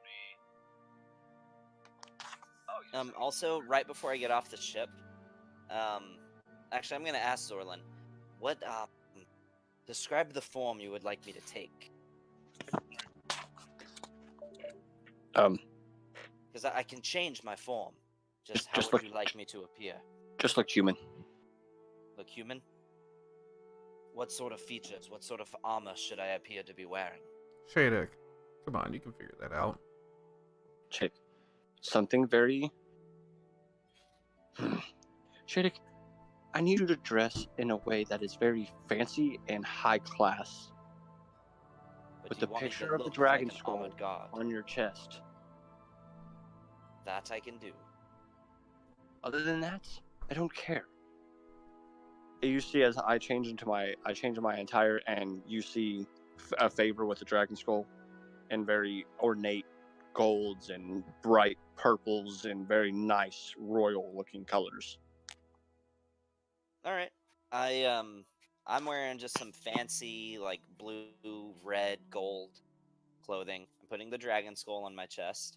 I give myself kind of dirty blonde hair, but a nice trimmed beard. Like, definitely has some facial hair, but it looks well kept.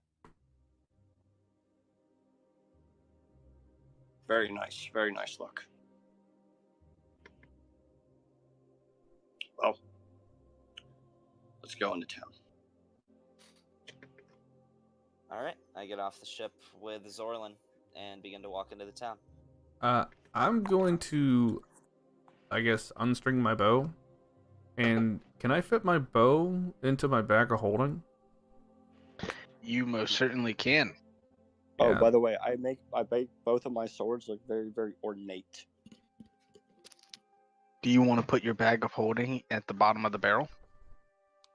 I mean, I guess. Also, side note, my skinning knife. Would that need to be put away, or is that something I could probably keep on me since it's just a skinning knife? It's not really a dangerous weapon. So I have That- I have a question. Yeah. Are we actually going to be doing a lot of stuff in the city because it is almost 10 o'clock, or no? Probably not. Okay. Well, then I'm going to jump back off. But maybe you should just stay a while and listen, and then you could Okay. make some rolls. So if you just listen, can you listen? Do you have a headset? Yeah, I have a headset. I put my headset on. I just don't need to get yelled at again. Just go ahead and make a couple of deception checks. Make 2 deception checks. Deception checks? Yeah. Okay. Oh, fuck. One more. Fuck. All right. So give me 2 more.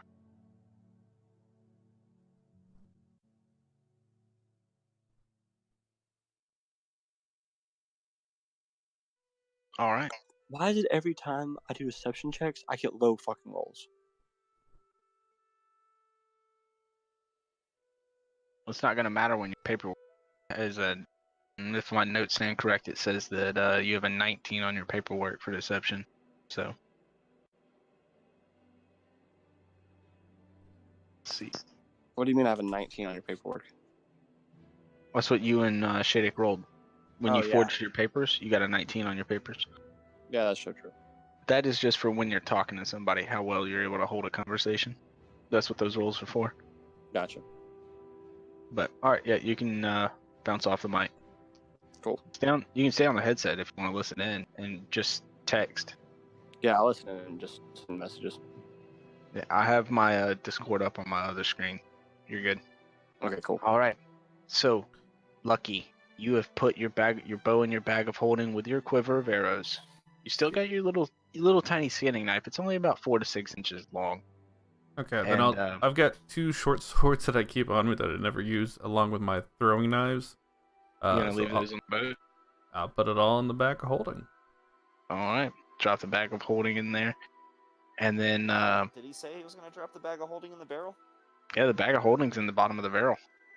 Did you say I you were didn't say I gonna was gonna put do? that there.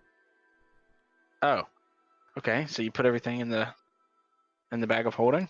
Yeah. All right. No, Falcon but in the kinda bottom of the looks at- barrel. Oh, now you put it at the bottom of the barrel. Sure. Okay. I Yeah. have no idea what we're doing here, but that's what everybody else seems to be doing. Shadek. So you see a grappling hook and a bag of holding at the bottom of the barrel. Yeah, all I'm putting is the grappling hook. Everything else, oh, and my rapier. I'll put that in there too. Like, no, you know what? I'll leave the rapier on the ship. I rarely use it. Actually, you know what? Fuck it. I'll put that in the barrel, just in case I don't want to have A rapier? loud gun cracks. Do what? Putting your rapier in the barrel. The barrel's only about 4 feet tall, so you can't fit swords in there. Ah, okay. Then my cable dagger. All right. Just the dagger.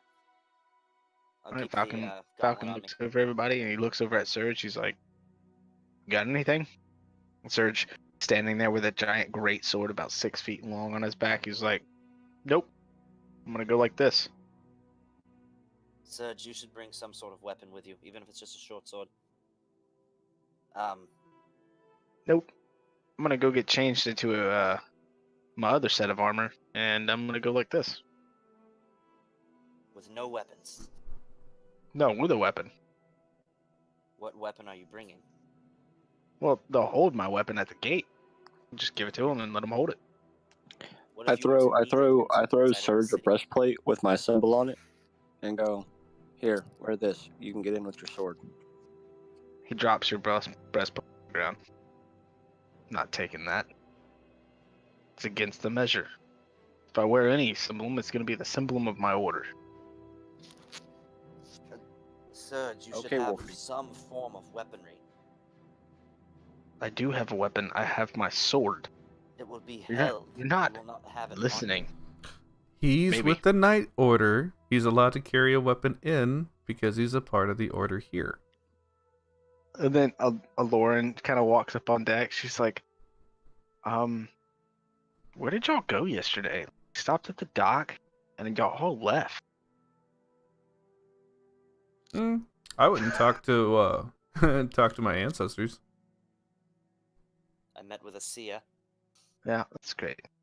Well, Serge, me and Serge already spoke. He's going as my bodyguard. He just needs to change into a cleaner set of armor. But he said he has one. So, as you arrive to the dock, you were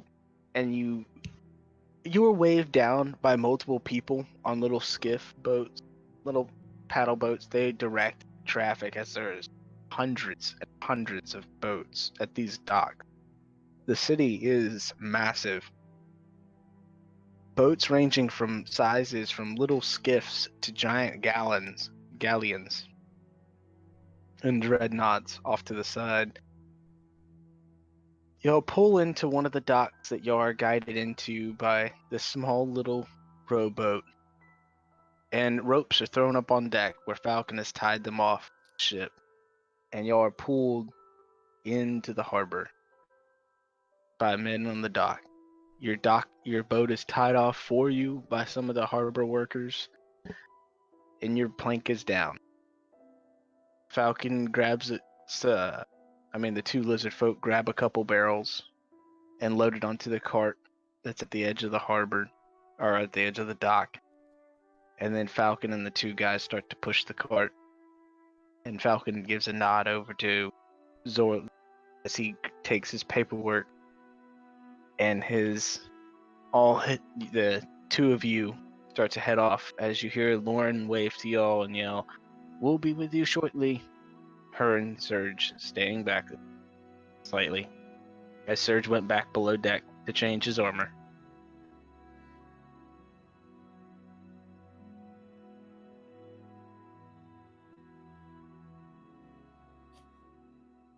Alright. So y'all come up.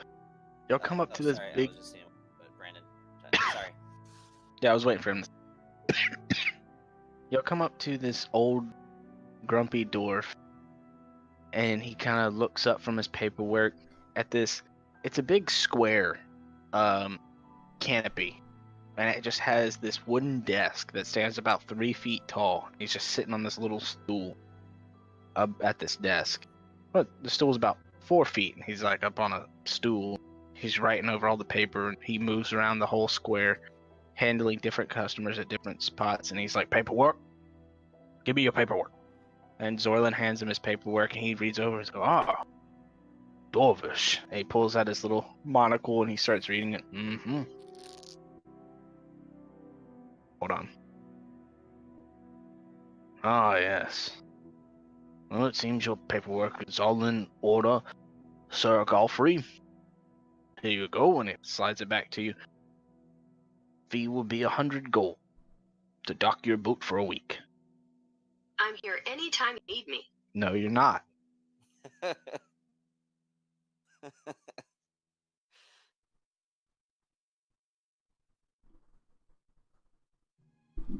See Hold what on, you posted. Yep, he gives him 100 gold.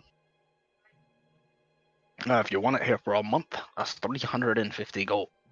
Just doing the week?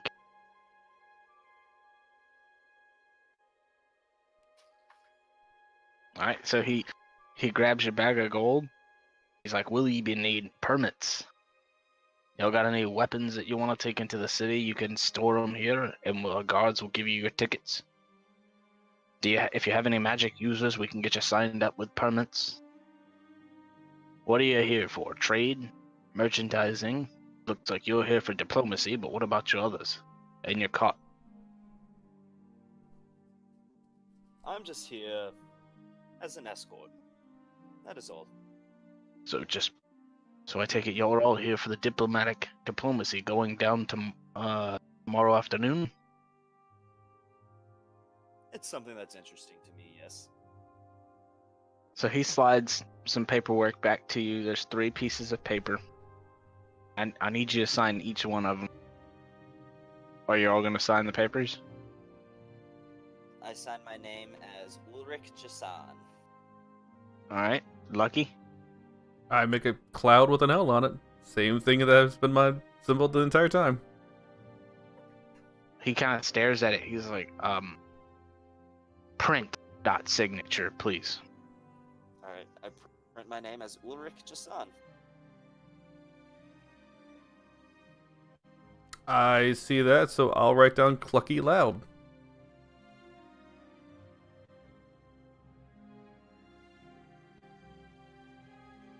He just signs again.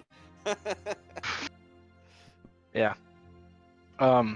So, and the dwarf kind of looks up from you, the manacle on his face, and his eyes widen as the manacle falls off his face and his mouth opens as a Lauren comes up.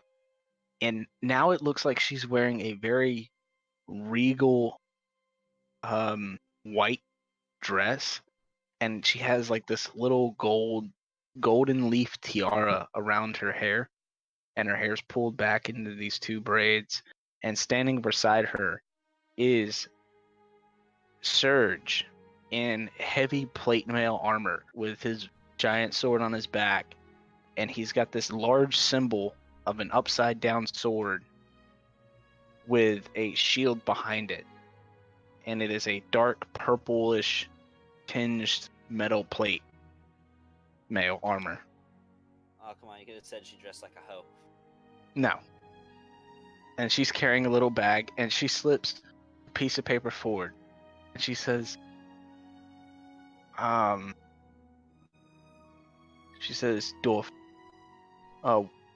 Harbor Master. He kind of, by Reals. Hiya. She's like, me? He's like, oh, what? And he scrambles and picks up her paper. What? And the name, mistress? And the gentleman you're with? And she says, I am a Lauren Naldor, and this is Surge, Knight of the Sword, or Knight of the Crown. Yeah, wait, he's a Knight of the Crown, so there's a crown on in the middle of his chest plate, not a sword. So, yeah, there's a crown symbol. I forget when I did it. Anyways, yeah, y'all shut up, okay? Nobody said anything. So, she says, my name is Lauren Naldor, and I'm here on diplomatic business to see a family friend of mine. And she slides over some paperwork, and he's like, oh, right. And he snaps his fingers, and you see like another dwarf come up, and he's like, please escort the lady through the gate with her bodyguard. And Surge kind of gives a nod, and they start to walk around the booth, and they follow this other little fat pudgy dwarf around the side. He's like, oh, my lady, may I assist you? And she's like, no, out of my way, dwarf. She says in a very rude tone, shoving the dwarf away from her. Do not touch me, as she pushes him. And they start to Surge and Aloran start to walk off behind him to the main gates. The dwarf looks back to y'all, and he's like, yes, so you paid? What are you still doing here? You got your paperwork, or I got your paperwork, and he gathers up your paperwork. He's like, go on through. And he kind of gives a nod and whistle, and you see 2 guards nod back. Y'all approach the gates? Yeah, I'm just following after. So, Oh So no, Lauren- oh no! I told if you didn't get my DM, or not my DM, but my message, I just started walking. Like, yeah, I so pretty you much- would have got to the gate with the guards. Yeah, I saw your DM, but I would get in there. Yeah, and I followed after him, and I'm gonna whisper in his ear. Please, do not make any reference to my actual name. So you see Aloran and Surge go through this small side door off to the side of the main portcullis. The gates are open, but the portcullis is still closed. and there's a small door off to there's one small door off to the right, and there's another door far down to the left that Lauren and Serge walk. And y'all head to the main portcullis, where there's Oh, two he just guards. dropped out. There's two guards, and they tell you, Holt, we know that you spoke to the quartermaster, but we need to pat you down for weapons. They said that to me in Zorla. Yeah, you, Zorlin, and Lucky. I say, well, of course, I have nothing to hide. So they go and they're gonna do some investigation searches. See, it's and Lucky, are you hiding anything on you? No, put everything in All the I bag of have holding. Is my guns in 3 separate So- pieces each, with the ammunition that basically just looks like ball bearings. So Lucky, Mm-hmm. one of the knights grabs your skinning knife belt, and you see him kind of pull, just as he's patting you down, he grabs your skinning knife and just pulls it away, and two guards kind of shut ranks in front of you as he's holding it in his hand. He's like, knife! Ugh. It's ugly. And he holds it up, so it's like in one hand he's holding it, but he puts it to the palm of his other hand to check, like as if he's checking the length. And he's like, 3 inches, skinning knife. And he hands it back to you. It's dull. Couldn't even cut butter with it. And then they start laughing. It does its purpose. Now, are you an official hunter? Do you I have am. the required permits to carry a hunting knife such as that through the city? Well, I'm with the guild. Does that count? Where's your marks? If you're with the guild, where's your marks? I'll take up my Hunter's Guild coin. And the guard kind of upholds his hand to take it. Let me Yeah. see it. Sure, I'll hand it to him. He looks it over, and he kind of turns to... One of the guards has red pauldrons on his shoulders, and he's the one that's been speaking to you. And he turns, and he hands it off to one that's walking by that has gold pauldrons. The one that has gold pauldrons, he just looks over at y'all, looks at the coin. It's legit. Let him through. And so the guard with the red pauldrons hands you back the coin. Official member of the Hunters Guild has a skinning knife. Let him through. And so you are able to go through as the Nice. portcullis starts to rise. I have to thank John for that whenever I see him again. The redneck guy. Yeah, boy. I still don't know Yeah. why there's somebody with a southern accent in a fantasy setting. Hey, never know. Meet a lot of people with Australian accents in the fantasy setting. Yeah, but like either British or Australian, you hear that a lot in like fantasy settings.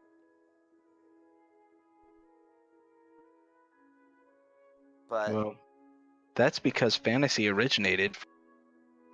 Guess. in the UK, Exactly. So, anyways,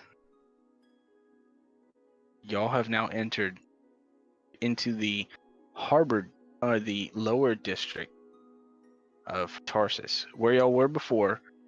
It was the harbor district is, as Zorlin tells y'all, the harbor district is where everybody still has their weapons.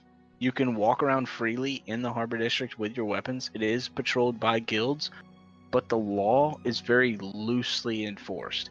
If a guard does not directly see you committing a crime, there's a large chance they'll just throw you on a boat or throw you in the ocean and walk away. That, or if you're actively attacking somebody, they might just cut you down right there in the street. But, yeah. So crime isn't really enforced outside of the city in the harbor district. Real loose, but it gets extremely strict the moment you walk through the gate. That's why Zorlan would have been in quite a hurry to get through the gate, get away from everybody else. you're not gonna get your stuff today, but you will get it tonight. The hotel you'll go to. There are various different inns and hotels around. It is a very bustling city. This city is twice the size, if not 3 times the size of Middleton. There's a lot more to explore in the city. This will be where we will be dropping off for the night at the city. So, Okay, I did just want to say before we call it a night, I'm definitely going to keep my ear to the ground the entire time I'm there. I want to know exactly anything that's going on. I want to know where the prince is. I want to know what kind of protection he has. I want to know who all is going to be involved in the discussions. I want to know anything and everything I can find out. what? So, I just want to know if I know where I'm supposed to meet Darius Silver at. Zorlin knows where to meet Darius Silver. Well, there you go. I'm also going to be remaining very keen to see if I might. I'm going to listen out for if I hear the name Croft from anybody. Okay. Aloran would soon find y'all. Aloran and Surge. Surge still has his greatsword. He's still in his original heavy plate mail that he had when he started this campaign. Or he's back in his original plate mail. Lucky you've seen it before. And so this would be the first time Shadek and Zorlin has seen it. And Aloran will tell y'all, me and Surge are off to the height. To the higher district. This lower district is kind of disgusting, and I am off to see one of my kin in the higher district. We'll be staying with. Are y'all to join us, or are you just gonna stay down here in the muck? No, come along. I shall follow. Might find a good vantage point, if you understand my metaphor. I do not. But my uncle is a very highly reputable noble back in the Elven homeland. And I have a kin that is friendly somewhat to my family, kind of like an uncle. Well, his brother's kind of like an uncle to me. But his name is Farlan. Farlan Ulavan. And that is who we are going to go see. Fallen. Mm-hmm.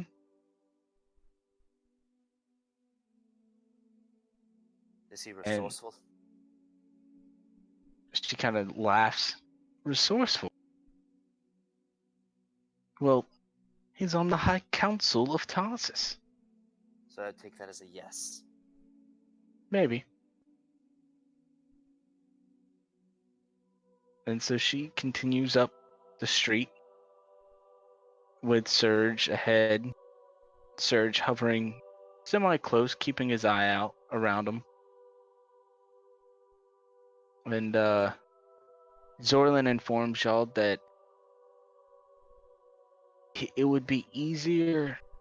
He can smuggle stuff to the higher district, but it might be easy. It would be a lot more cost efficient. It's already costing him a fortune to smuggle the small amount of equipment that y'all had already to this area. Enough to smuggle it any higher would cost like 100 more gold. So y'all might want to grab a hotel room down here or an inn, pick up your equipment at one of the local thieves outlets, and then move on from there. So y'all got two choices. You can go with Lauren and Surge, or you can go with Zorla. I'm still going with the Lauren and Surge. Okay. Lucky? Yeah, I guess that's what everybody else is doing. I'll trust them. I'm feeling at this point, if I can surround myself with more powerful people, I might have greater resources at my disposal, and I might be able to be more likely to find information. And Zorlin's just gonna sit there and he's like, what the fuck, guys? Fine. I'll go talk to Darius myself, alone, and I'll pick up your gear. I guess I'll just bring it to you. Oh, I didn't know he was gonna go meet Darius. Well, yeah. I'm gonna meet him tonight. Oh, then yeah, I'll just go along to meet Darius then. I suppose I should meet this fellow. Well, I need to, because I said I'd meet him, so I'll do what I said I'd do. Alorn and Serge are not going. Okay.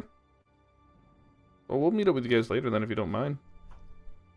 Alright, I'll go meet this Darius character. And Zorlin tells you, now, Darius originally wanted to go to the Drunken Sailor, but I told him no. I can't go back there because of Meredith. She's a hag. I think she is literally a hag. And, yeah, so we're not going to the Drunken Sailor. Instead, we're going to go to... which one it was. We're going to go to the Belching Wenches. It's one of the... Don't think too hard on its name, but it's definitely one of the better inns around here. It's really close to the High District, so we'd be like a block away from the High. So, and y'all going to the Belching Wenches? That's where Darius is, then yeah. All right. So y'all head that way, and it is like I said, it is a large town, and I need you all to make a perception check. Perception.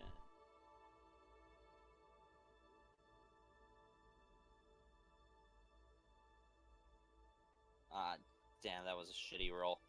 Yeah. So, Lucky, as you're sitting there pondering your thoughts, following Zorlin, following Shade 8, wondering, what am I doing? And then you remember, I have jerky in my bag, and you stick your hand in your bag, find another hand in your bag. Uh-oh. Was somebody trying to pickpocket? What do you do? Grab the hand and turn around to see who's in there. It When he is... does this, do I notice somebody going into my... No, you don't. So when you grab the hand, it's like almost like a child's hand. You spin around, and there's like a child, yeah, like a literal child. And he's like, "I'm sorry, mister. I didn't mean to really steal anything. I'm just seeing if you had any food." All you had to do is ask. And As Zorlin comes up to your side, and he grabs the arm of the kid behind his back, and he pulls out a pouch, like your money pouch, and he holds it up from behind the kid. Didn't mean to steal anything, huh? And he throws you your money pouch, Lucky. now I'm just gonna throw it out there. How did he see it, but I didn't? He rolled higher than you. The kid had an 18 to steal in your bag, and Zorlin had a 24 perception. Okay. So you were able to see him trying to pickpocket for the second time, and Zorlin was able to see him pickpocket first time. If that makes sense. No, I got you. He was getting greedy.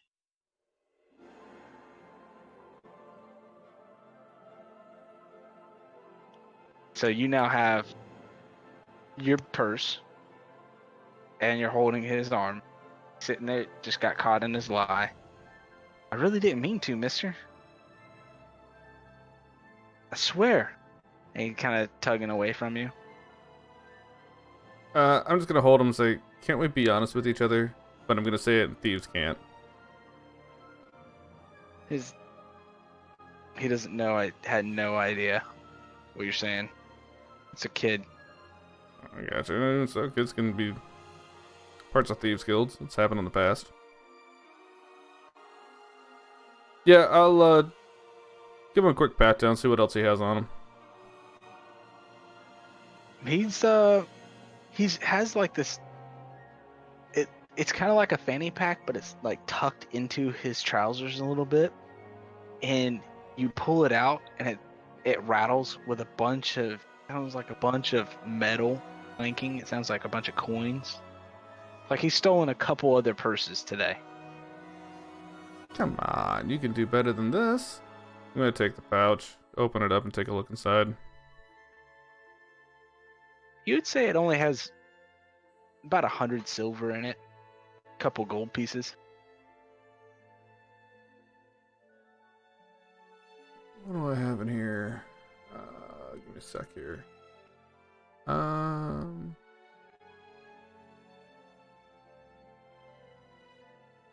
Yeah, I'm gonna take out my 4 raisins and put them in the bag. And there's nothing else? There's no other bags that he has on him? Nope, just that one little fanny pack that he Okay. was putting all of his other purses in and shoving it down his trousers. Nobody else is missing anything out of the group? I want to look through my stuff. Yeah, Am I you have missing all your anything? stuff shaded. Mm-hmm. Okay. Yeah, I'll put, Specifically looking for the pieces of my guns. Yep, they're there. Okay. I will put 4 raisins, since that's all the food I seem to really have on me aside from my rations. Put the 4 raisins in there, and then just hand it back to him. And Kind of. do I have any of those vegetables on me? No, they're back on the ship. Okay. As soon as you hand him back the purse or the fanny pack, he takes off running back down the street. Before he does, I actually wanted to say, because I have 14 days worth of rations, I'm going to give him a day's worth.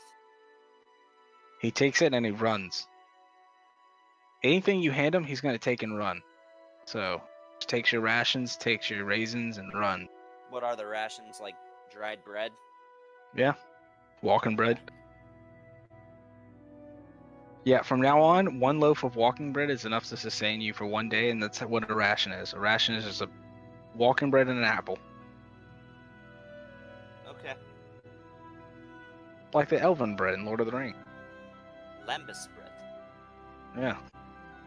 Way to nerd out. You knew what I was talking about. Yep. More lembas bread.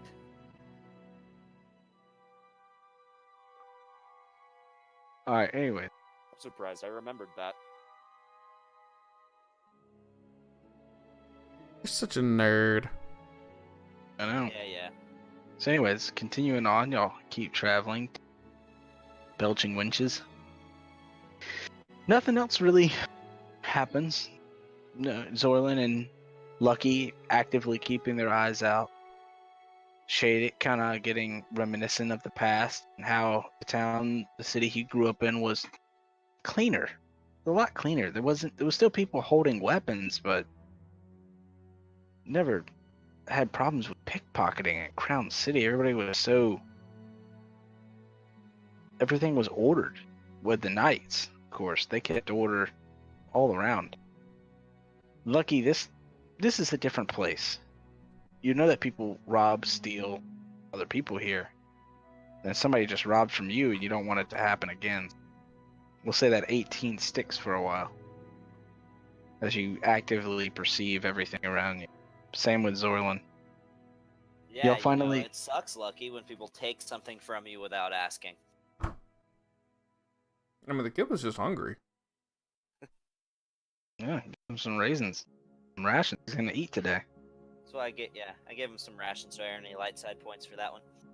No, Oh, you earn Paragon points. You got 1 Paragon point. sweet. So you'll finally get to the belching winches. And it looks like a pretty nice establishment. About a 3-story building. It's got a porch on the front that wraps around to the sides of the building. You don't see in this town, unlike the Harbor District, everybody down there was dirty, filthy. In this one, it looks pretty common. It's the roads are The roads are all pavers. It looks quite nice. Plants are all kept in the town. So this looks like a pretty fine establishment. As you get closer, it starts to kind of stink. And you open the door and you all get hit by a strong smell of like BO, feet, and alcohol. And Oh, freshly sounds cooked wonderful. food. Think like, I imagine I'm probably pretty hungry by this point, right? yeah, probably. And Zorlin tells you, okay, so it's about noon. Darius should be here in like 6 hours. So we should go ahead and get a room set up. And I suggest that we all three get 2 rooms so we can split it between us. And when Serge gets back, he can bunk with one of us. Probably bunk with Lucky. And me and Shaded can bunk together. And Aloran can fuck off. I agree on that last point. Yeah, she didn't even pay fares. She just kind of was there. And she's like all cleric and holy and stuff. And I was thinking like maybe I shouldn't kick I her don't off just see in it. case I get attacked. And yeah, but she still got the spells, you know? True. So that's Not why that I she didn't isn't kick her. powerful, but I actually would like to bunk with you, Serge. No. Serge is gone. Oh, I thought this was Serge talking. My bad. Who was talking then? Zorlin. Oh, okay. Serge went with the Lauren That's right. up to the high district. Yeah, I suppose we should bunk together, Serge. However, I'm Zorlin. famished. Or Zorlin. However, I'm famished. I think we should get a hot meal. And then tomorrow we can spend the day doing whatever else. And who knows? We might never even see each other. I think we should remain in close proximity.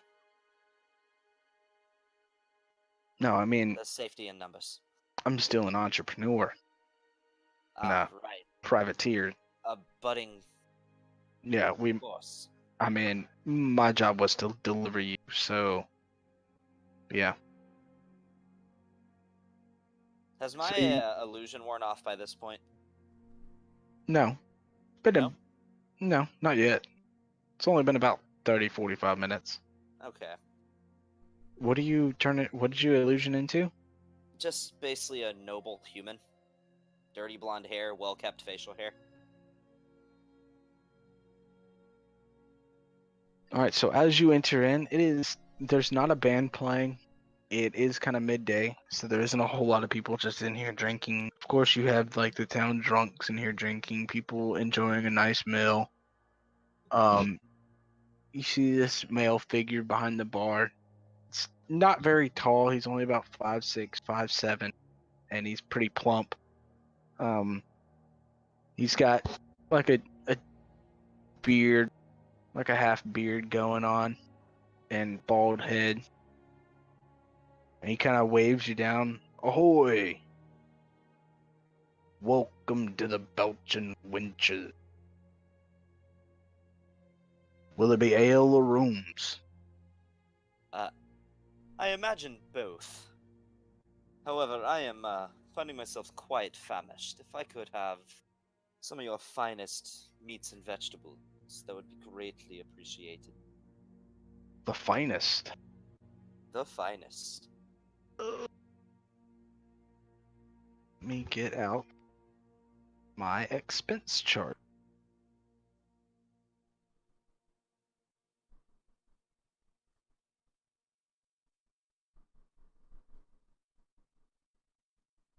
So that'll be 2 gold for the meal, 25 gold for the room per night. Understood. I have a compatriot who's going to be wandering in here. In fact, you may not even see him. He's a rather skulking type, but this is for him. So when you see him, let him know a friend did a favor for him and paid for his meal. He's a tiefling. What are you giving the owner? The cost of the meal and the cost for a night's stay. Well, what's his name? I can't just give a meal out to just any random tiefling. Just call him Jason. Should I call so just the next tiefling that walks in the door? I should just be like, "Hey, are you Jason? I got a free meal for Jason." He's wearing a long brown cloak. And you want the room? For him. And what about you? I'll be rooming with him. You may not see me though. So you want to purchase the room now? Yes. 25 gold. I give him the money. And 2 gold for the meal. I give him that too. I give him 27 gold.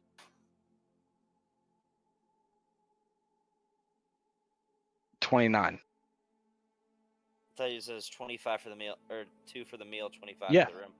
2 meals, because you're paying for yours, and you're paying for your son's, or son, and then you're paying for the room. 29 gold. I'm only buying 1 meal. So 1 meal, and you're going to split it between you and this other fella, and he kind of winks at you. I see what you're talking about. Well, you know, sorry to play coy. Hey, nope. No questions. It's And not now of I'm my thinking, concern like, what the a kinda nobleman act does did I with get his myself business into? down here into the lower districts. I But was I'll play wondering. along. Just, and he kind of extends his hand for discretion. No discretion necessary. Oh, I see. And at this point, I'm thinking, oh shit, I've literally have to. What kind of role have I gotten into now? Alright, so you hand him the 29 gold. Yeah, sure, 29 gold, and now I have to pretend that I'm gay. He looks over at Zorlin, and Zorlin just shakes his head and gives him, he's gonna give him... The reason I did that is because I meant to drop my form before I walked in, but then remembered I never said I was gonna do it. He's gonna give him 27 gold for his room and his meal. So 7, 1.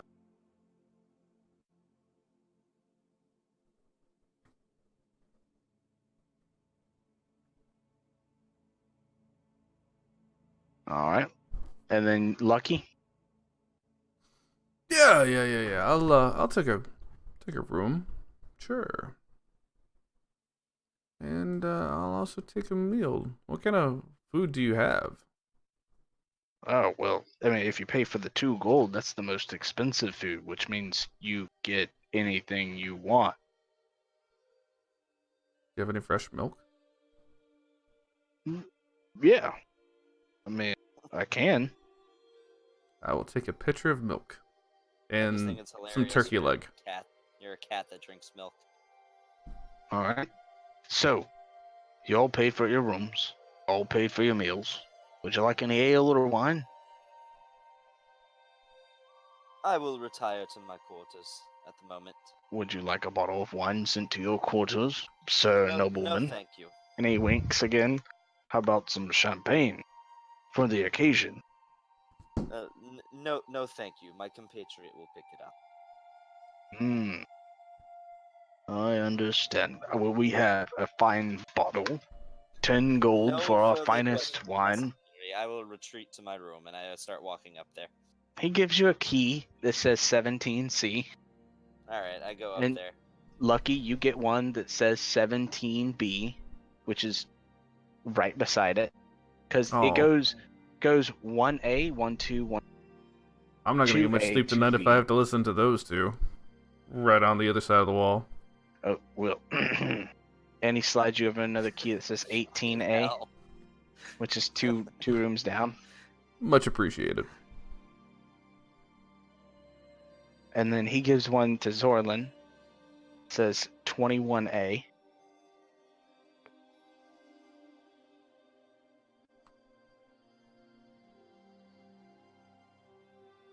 Alright, I'm just gonna go up to the room and immediately bury my face in my palm as I change back into my normal form. I want to ask the guy that runs the place a couple of questions. Mm-hmm. Just You happen to know your way around the town. Do you know where the Hunters Guild is?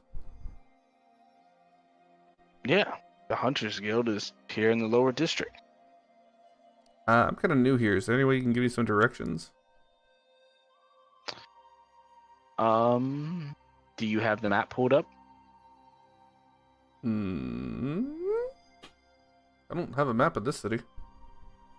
It's in Images and maps, maybe. yeah, it's No. images and maps. Yep. No, it's in Campaign Tony, and you just scroll up just a little bit, and it says Port Tarsus. As long as I can kind of know where it's at. I don't know if we're gonna get to that this evening or not, because that's gonna be more in like shopping time. Yeah. So, just to clarify, High District is up at the top of the map. If y'all have the map pulled up from Discord, you both have it pulled up. You said it's in. Let me get to it. Where's it at? In Campaign Tony. Yeah, I see it. Campaign 2, Tony. Yeah, I see it. Okay, so you can see that there's a north side.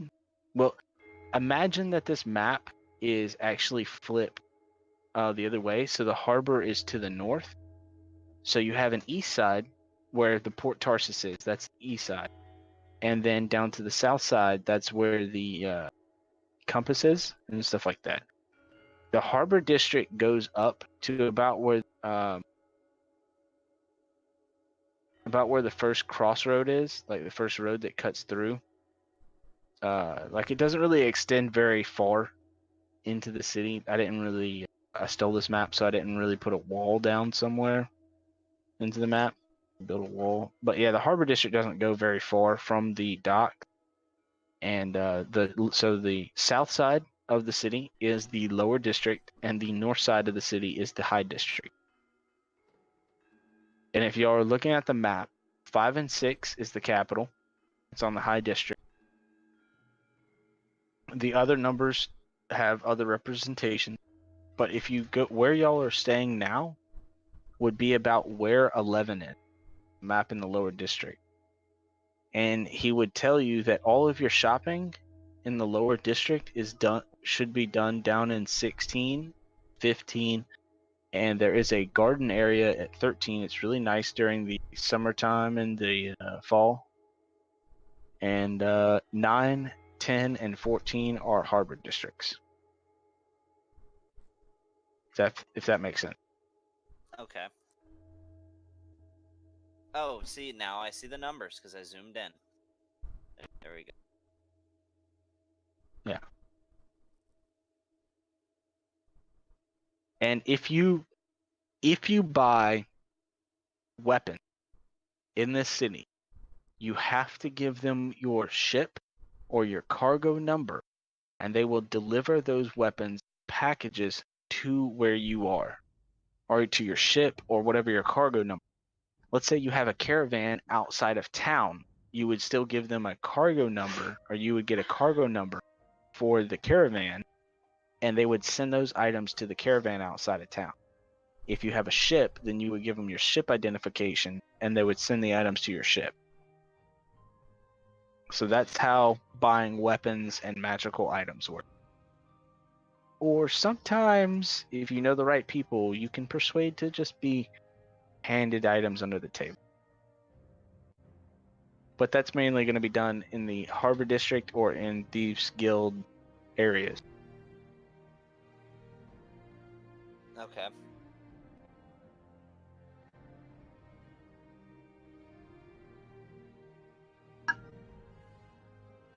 Alright, so are we doing anything else tonight?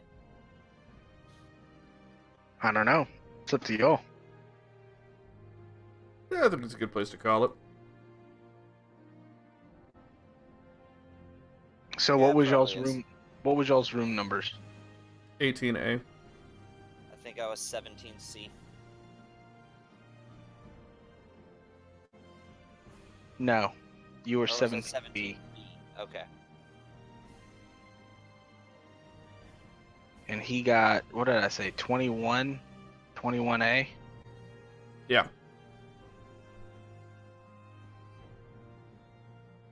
I don't know why I'm writing all this down on a I was just Fucking literally hard. just wondering, like, why does he need to know the room number? Well, no, it's because I said it, so it needs to. I just don't know why I'm writing it down on an index card when I have like 4 Word documents. True. That's how I take most of my notes. I do it in Word documents, and I have a separate Word document for notes that were taken based on where it was taken at. Yeah. Oh, y'all don't even want to see my notes. They're I'm probably sure yours all are in. organized.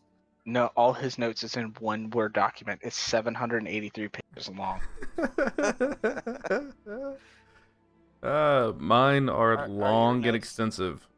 Are they typed or written? It's half and half. The way I normally do is I do a quick jot notes down on paper, and then I'll go through later on and actually like write it all out.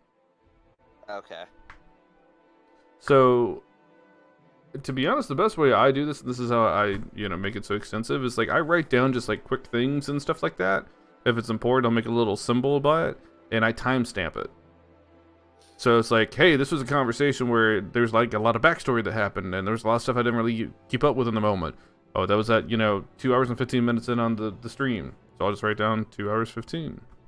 So like, whenever I'm like rewriting out my notes, I can just throw up the video or whatnot and be like, what was it exactly I wrote down? I wrote down Captain something or another. I don't remember what this dude's name was. Then I go back and I'm like, oh, it was the Captain Gregor, and that whole thing. Hey, you know on Critical Role, Marisha Ray actually goes back through and watches all the videos Really? and takes notes. Yeah. God, that would take forever. So, because I Granted, it's don't kind watch of her the. husband who runs the thing. Yeah, well, So She's I think she's also one of the producers. I believe. they're all involved in producing the show. Yeah. I know they keep bringing up her notes. Well, she writes a And lot then, more notes than everybody else. Did you see the last episode? I think it was 64. Travis mentioned her notes, and they asked her something, and she's like, "Oh yeah, the conversation says, DM stated blah blah blah blah blah blah blah blah Yeah. blah blah blah blah blah blah," and then Matt's just like he has his like notebook open, and he just looks up from his notebook, and he's like, "Yep, sounds great, sounds good to me." He like closes his DM notes. So yep, sounds great. Well, let's go with that. See, because I wouldn't take the time to rewatch the whole thing with ours. Like, that takes too long. It takes me like 30, 45 minutes to like rewrite my notes up and just like actually like go back and see what it was I jotted down. Like, I've got a bunch of random things that I wrote down tonight, and I have different timestamps, but like I'll go back and get like the full detailed version of my notes, and it'll take me like 30 minutes to do. Just because I have like, I know where to just skip over in different parts of the stream and be like, oh, this is when we talked about this. All right, what was it exactly you said? It was that, da-da. Yeah, I'm gonna make that for you, where you can commune with your ancestors. Cool. And so like I said, you'll be able to pick a target and learn its strengths and weaknesses, or you can gain a piece of inspiration. You can gain guidance and inspiration, so you'll gain another inspiration point. Or 3, you can gain some type of training or knowledge past. So like you could get your leatherworking boosted by a percentile. Alright. Yeah, no, I'm digging it. I know we kind of like made this up like however long ago it was. We never really hammered out the rules, so no, that sounds fine to me. So, over the course of the next day, you know that there is a high council meeting. You must speak with Darius Silver tonight, and this is the inn that he told Zorlin he would be in tonight. So far, he's never been late. And that yeah, Serge and Aloran are no longer with the 3 of you. okay. That's cool. Not too worried about it. They have gone to see one of Aloran's kin over in the High District, who is a member of the High Council.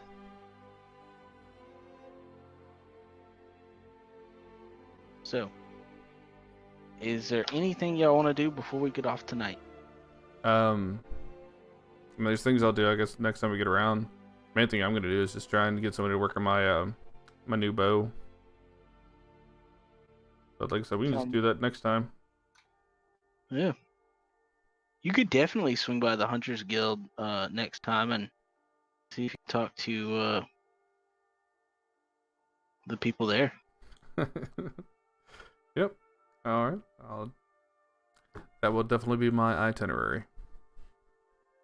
All right. Any questions, comments, concerns, bitches, gripes, complaints? You had the chance to put her, the elf chick, in something skimpy, and you said she was wearing nice attire. Well, yeah, she's a noble person of a very high lineage, so she's not a hoe bag, Gavin. That was my only gripe. Sounded more like a bitch to me. Agree to disagree. Sean, I'm good, man. pull the tapes. Tapes are off.